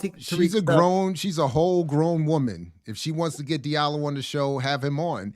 But and when then, I said so that, the question was, by the way, the question was, Dr. Watkins, you're an expert in economics. Can you break down the BRICS? What's happening with BRICS? And I was like, absolutely not. Almost on he could have been right. His answer could have been 100% right. But I was like, on GP, I'm not listening to him talk about BRICS and the economic state of the world. I was like, I'm out. I'm out. So he might have solved all the problems. I might be worse for wear. But I was like, nah, because I am that petty. Like, I'll go down with I don't even want to be free if Boyce got the answer. I'm just saying. See, that's the problem. Therein lies the problem. This is why we can't get ahead. Lock my cage back up. Man, I'm not leaving. If Boyce is on the other side with the key, nah, leave me right here. I'll wait for the next train or the next freedom bus or whatever. I'm not. Oh man, that's terrible. But it's true. I was like, I can't watch. He might have solved all of it. He might have had the analysis of analyses. But he started talking BRICS. I was like, I'm out. I'm gonna go watch something stupid. I don't even know what it was. I'm gonna go watch Mace and Cameron say pause to each other for 45 minutes in the most homophobic and it's like self-snitching. And I think it's hilarious that they love Pink so much. Like Cameron loves Pink so much to be in this whole, super masculine, no reference that could be misconstrued into some homophobic. But you do know why he's wearing Pink. Harlem Cat. No, I know. I get it. I get it. I get what the explanation, and I think pink is a great color. I don't have a problem with it. I'm just saying for them to be what is so funny is that they acknowledge they can't even finish a show because they can't say anything that the other's not going to turn into a pause moment, and they just fall apart. And enjoy it. So Not a funny, but sports they show. rock I it. might have to go check that. I thought that It was is a sports show. It's It supposed is. to be a sports show, It but is. but so much of it is them trying to figure out how you going to talk about balls and men and not say pause to each other. So it's like I can't. It's the funniest shit ever. I can't stop laughing. It's the funniest shit ever.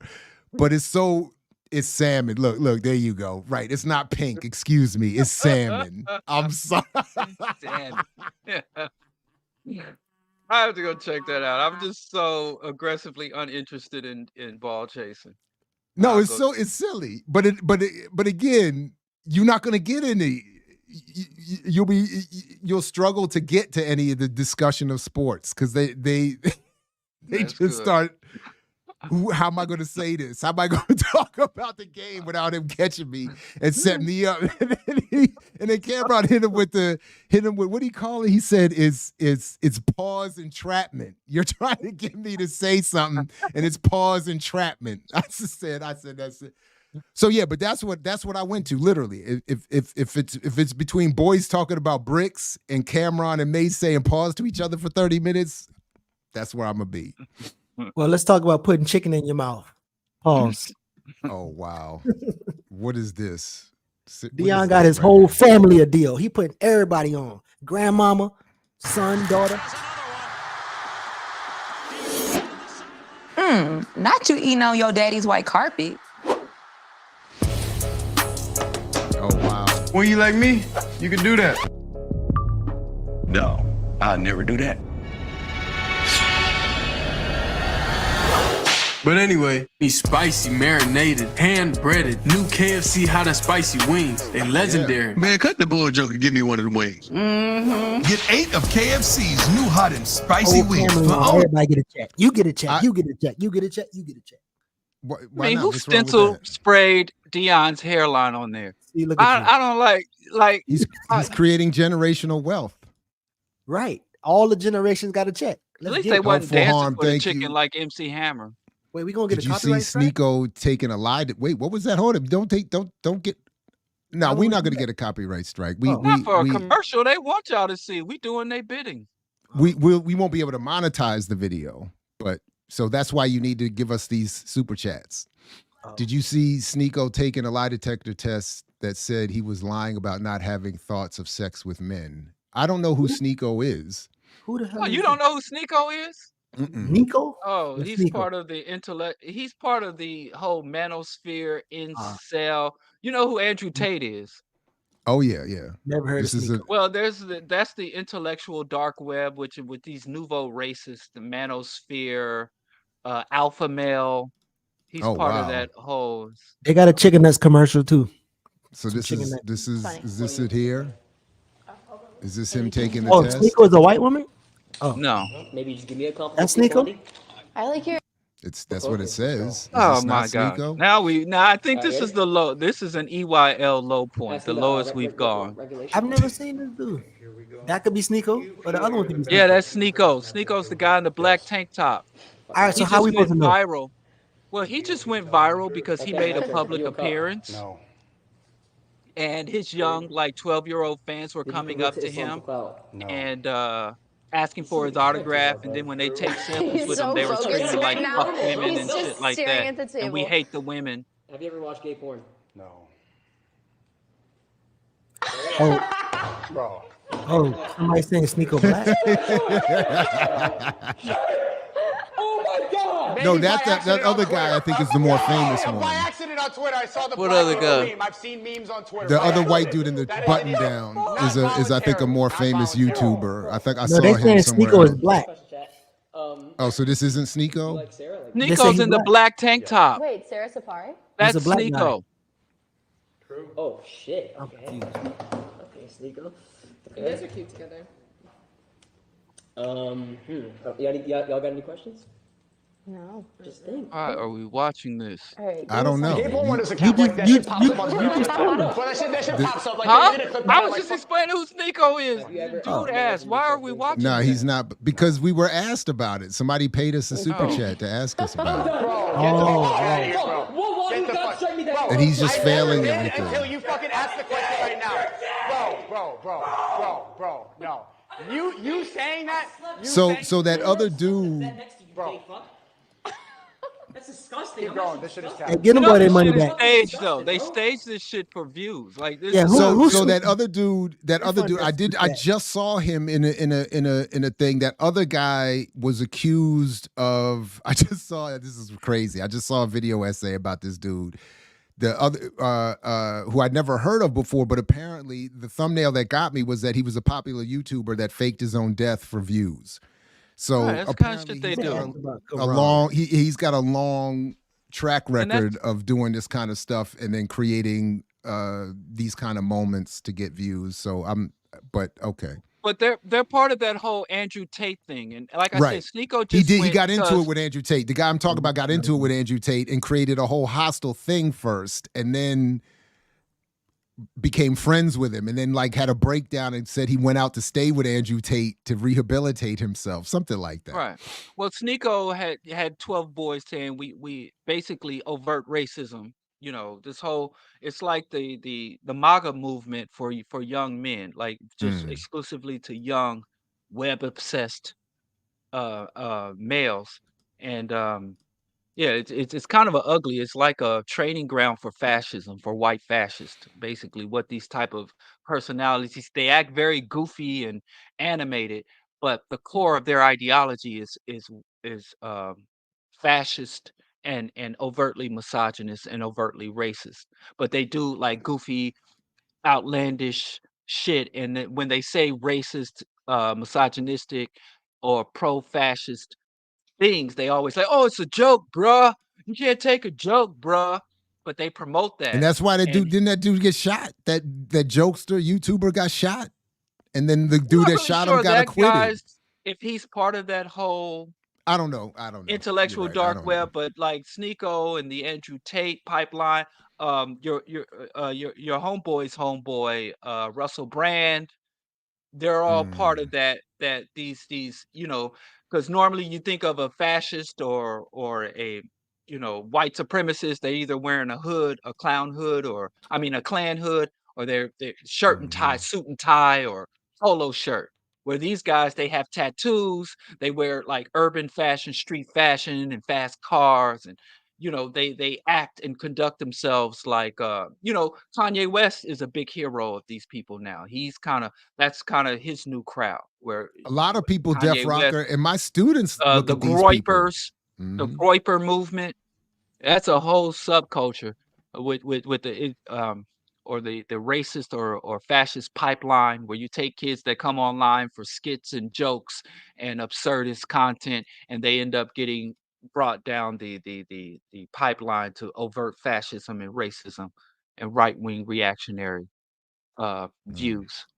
And it's a lot of young black males, a lot of people who are disaffected by capitalism, and they teach them, well, it's the immigrants, the anti-woke, that whole anti-woke. Video games are very strong. Like if you go on these video game streamers, you'll look at the comments and it's all N-word, hard ER, and just all this edgy stuff. But overall, it's to bring people into capitalist, fascist, racist, misogynist ideologies and politics well into adulthood. But Sneako's part of that, But this what they is call a pipeline. and again, I know we kind of joked our way into it this morning, but I do to a certain extent think it is of some importance to be aware of this, only because if only because this material is being specifically targeted to 12 to 18-year-olds. That's why when Goddess Cruz says at nearly 36, she's not aware. At 52, I'm not getting it. But it's being targeted. Your children or grandchildren know. If you look, let me see if I can.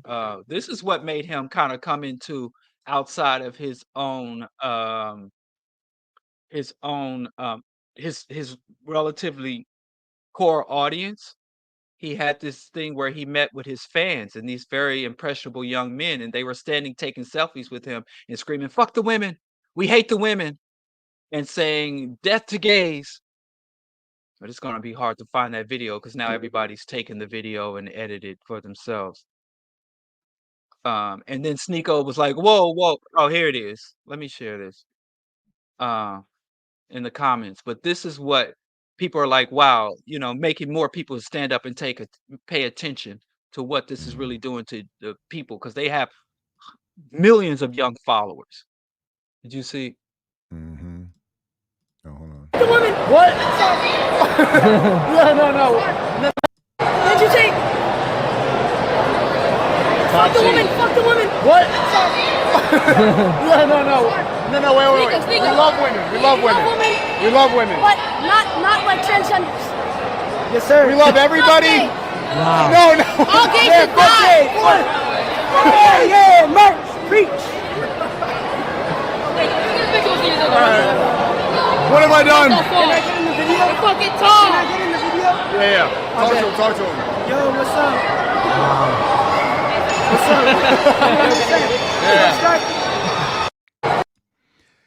So that's the video of where he's got like 12-year adolescents, boys, fuck the women, kill the gays, we hate them, we hate these people. And he's like, whoa, what have I done? Because that's literally what he promotes in his show, but it's all done in laughter and ha-ha and jokes. And there have been middle schools across the country who have literally had to have deprogramming sessions because they have young boys in classrooms across the U.S. Quoting and regurgitating stuff from Andrew Tate and his underling Sneeko, where they had bring all the young boys in the schools into the auditorium to tell them how it's Andrew Tate and Sneeko are not appropriate things to be regurgitating in school.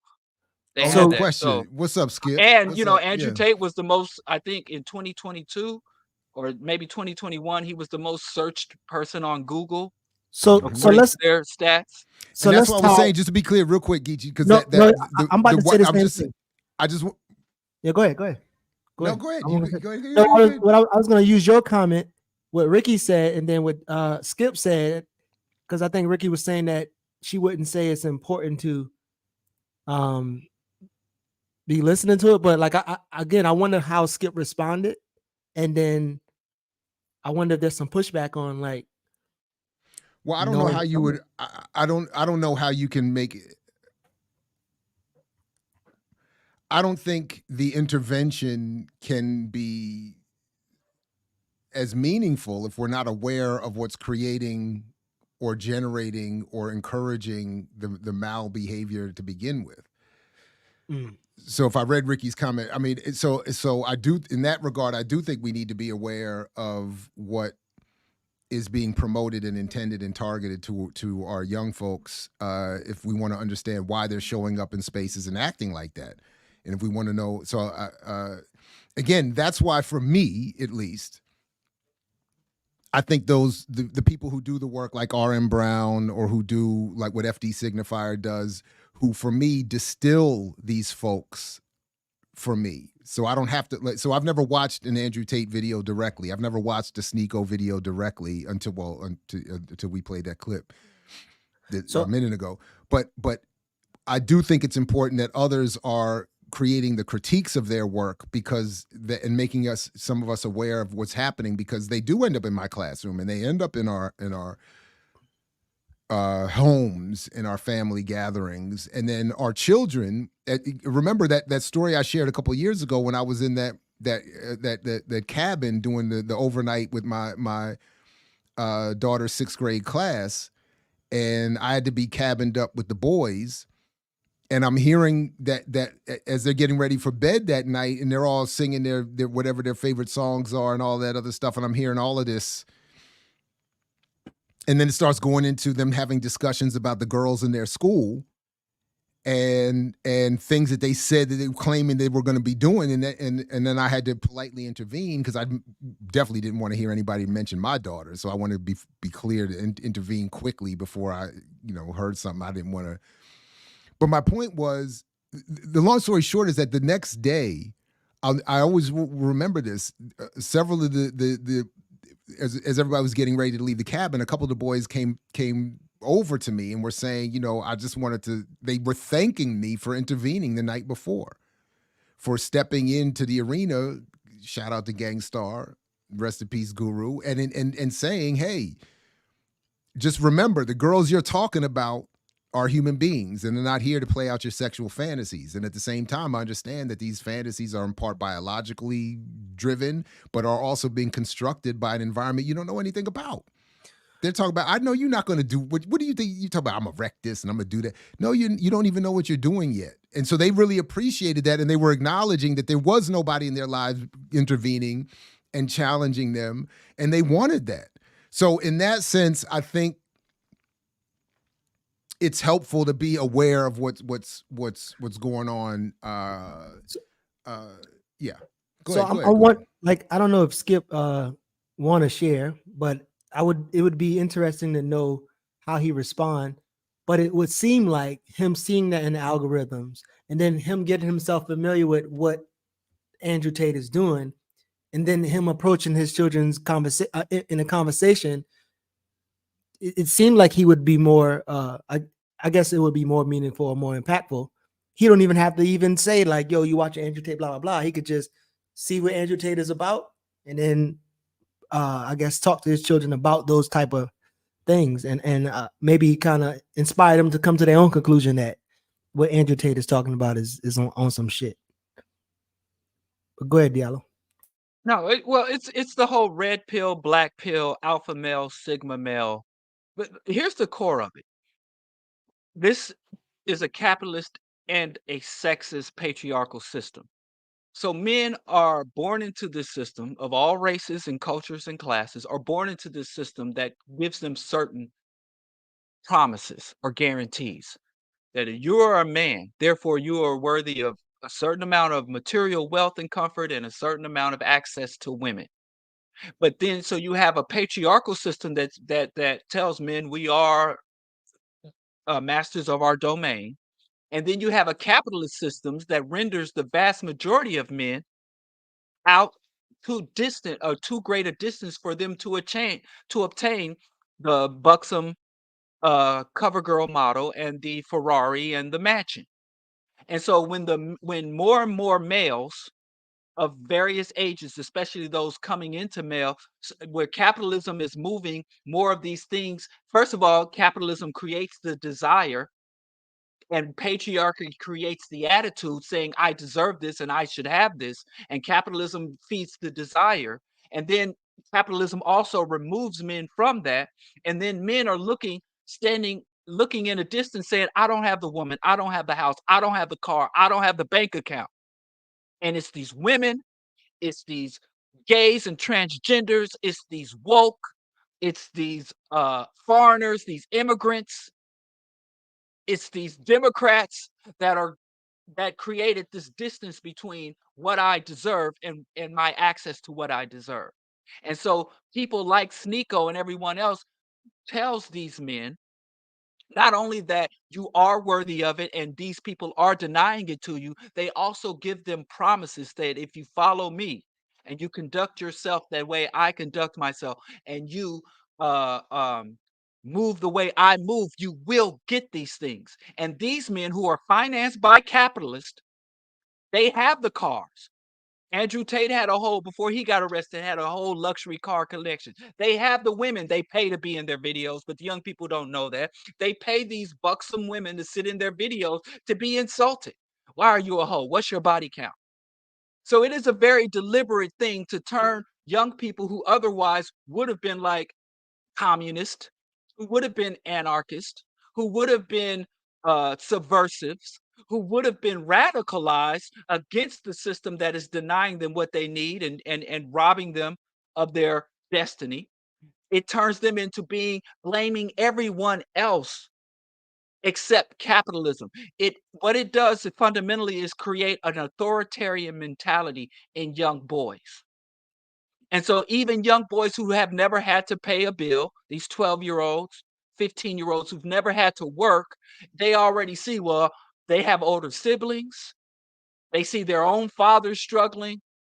where one income could provide you with things in the 80s that 2 to 3 incomes cannot secure for you. So it is a very deliberate thing, and that's why people like Russell Brand and we could be on here talking, and you have people online giving some of the best insights, the best clarifications, but they don't have the audience. As one guy will come out after 2 weeks with this red pill, black pill, alpha male rhetoric, and he all of a sudden has $1 million platform. And it's millions of viewers overnight because they're being financed by Elon Musk, the Koch brothers, the Heritage Foundation, and these other ways that capitalists don't really care about this. They don't really adopt it, but they's like, yo, Rebel, a lot of these platforms even owned by black artists. They're like, these people are cultivating an authoritarian where they literally worship Elon Musk. They worship Dave Chappelle is a big part of that pipeline as well in that rhetoric. They It's looking worship like these it. wealthy men and they Starting attack the headed there. people who are also suffering alongside them. It's an old school, it's an old hustle. It's Yeah. just been adopted for the Speaking of imperial old and digital school, ages. I'm so old school. I just learned that body count didn't mean murders. I'm over here like I was like body count. I was like all these people on YouTube with these thumbnails talk about their body counts. I was like they out here snitching. They out here self snitching on their. I had no idea that Yeah, body count. and Dr. Umar is a part of that pipeline. Because Mm. if you're listening to yes, because Oh here's yeah. the thing. If you're listening to Umar or Imwalamu Barudi, and they were like, they're trying to effeminize me.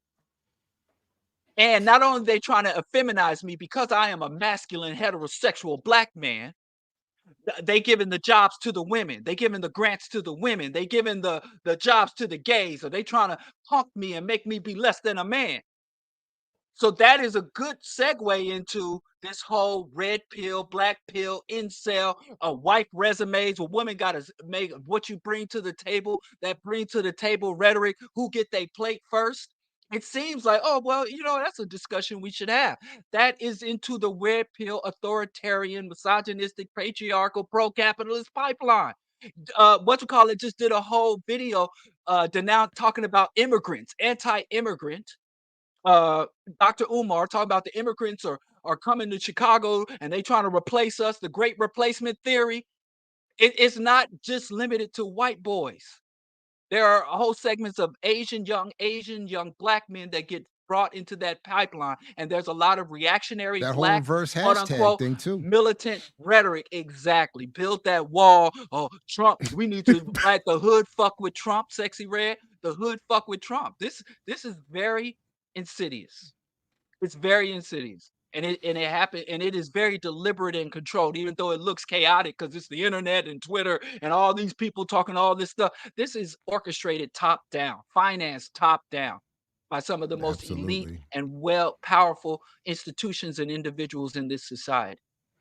And even in addition to, not instead of, in addition to that, it's also plugged into the algorithm. It just looks for that. It happily, yeah. But yeah, no, I And get the it, algorithm is Center. controlled by billionaires. The algorithm right. is not just this unnatural thing. It's not nature. No. Oh, the algorithm, what can you do? No, the algorithm is controlled and directed. And Shout out to Sophia Noble's work, Right. Algorithms of Oppression. I thought she did a great job in laying that out. But Born Sinner, I get it. They said my skin and my body count is like, what body count number should I have? What is an appropriate? Yeah, we should be rapping Geechee. Manosphere says that a woman with a body count higher than 5 is trash. And again, that What? feeds into At what age? purity culture. Any age, Geechee. And evangelical religion is married to this whole pimp, top G, Andrew Tate. All this shit overlaps. It all comes back to the same source. Yes, they argued. There was some woman that just said she had a body count of 35 and that went viral. And the woman's worth and a woman is the whole chewed piece of gum. If you've been used up and passed around, she for the streets, all that rhetoric. And 35 does beat me though. That does beat me. I can attest to that. That number beats mine. I mean, but it's not even. How they getting the body count if the brothers ain't trying to increase their body count? No, but the reality is no. Because all of us build our body counts off of inexperienced women, because that's of course the goal. We want an inexperienced woman for no other reason than she's less likely to recognize our shortcomings. So that's the real reason we want women with low body counts, because it's less likely she would have found someone whose standard we cannot reach, which is why historically it's as much as anything that will keep your film from getting put into theaters is showing a woman having an orgasm. That's what I was about to say. That's what I was about to say. If you show a woman having an orgasm, it's a wrap, and your film is definitely not getting put in the theater. So my thing is, this should be the new rule for real men. The partner you find got to have a body count at least 35.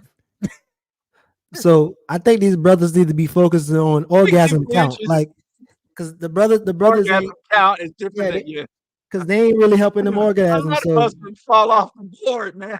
A lot of brothers would fall off the board. Their stats wouldn't even. So they done had 14 men and ain't none of them make them come. Yeah, I don't Y'all care. got to go. What's your orgasm count? But listen, the rhetoric is virgin. The O is count. highest. That's what you need. The O count, not your body count. What's your O count? Yeah, but they also push very hard that these alpha males, some in their 30s and 40s, say that if you get a woman that is single by the age of 25, you want to get girls between the ages of 16 to 18 for high. And another one of the kings of this whole pipeline is the late Kevin Samuels as well, with this rhetoric about high value, low value. This network is I've just been watching it. And it has a lot of cultish. I kind of came into that through my observation and condemnation and research on cults, because it has taken on a cultish characteristic. No, I don't think we're adding. I hope Yapa doesn't again. I don't want the realities we're all struggling with to take away our ability to have some humor with it. And I don't think we are encouraging continued use of the phrase body count and all of that. In fact, we're encouraging the O count. O count, orgasm count.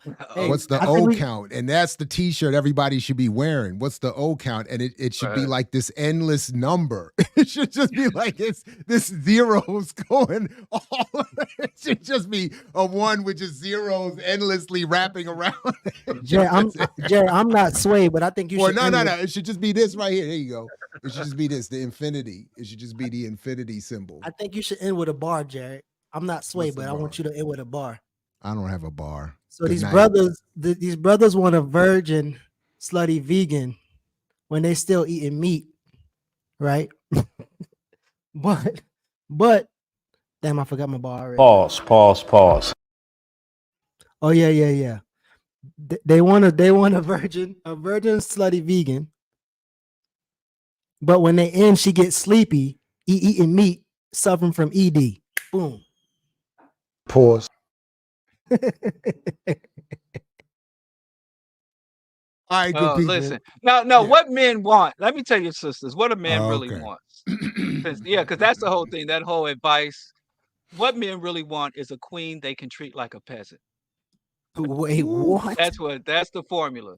Men are looking for a queen they can treat like a peasant. There it is. That's it right there. Well, all right, good people. All right, y'all. Whoever y'all enjoy Friday. Good people. Thanks. Like, share, subscribe. Hit the bell so you don't miss anything.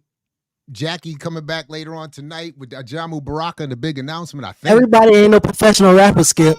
I tried. Dang, we got a battle. I got to write. Hey, if I write, I'm better. Battle. If I write, I'm better. I can write. Damn, you got it. So you're gonna be like MC. And that pull out half of these rappers be writing anyway, so don't do that. Half of these rappers be writing. When Meek Mill freestyle, he got his phone in there. Called out. Come on, man. No, I You always just think it's got funny when called people out. say they're doing a freestyle, but all their boys are saying their bars with them, like finishing their lines with them. Like, okay, that's Matter of fact, I'm about Are to go you in. not entertained? That's all that I'm gonna matters. work on Are my you bars not in the mirror. entertained? I'm gonna All come right, battle so I Skip gotta next go. week. All right, we all I got gotta the go. I'm about to sexy go take a red walk. sex tape everybody's talking about for political purposes. I'm battling Skip next week, yo, with my bars. All right, peace, everybody. Only if you're willing to fight for it, like Fred Hampton used to say. Thanks again. You got to earn your liberation.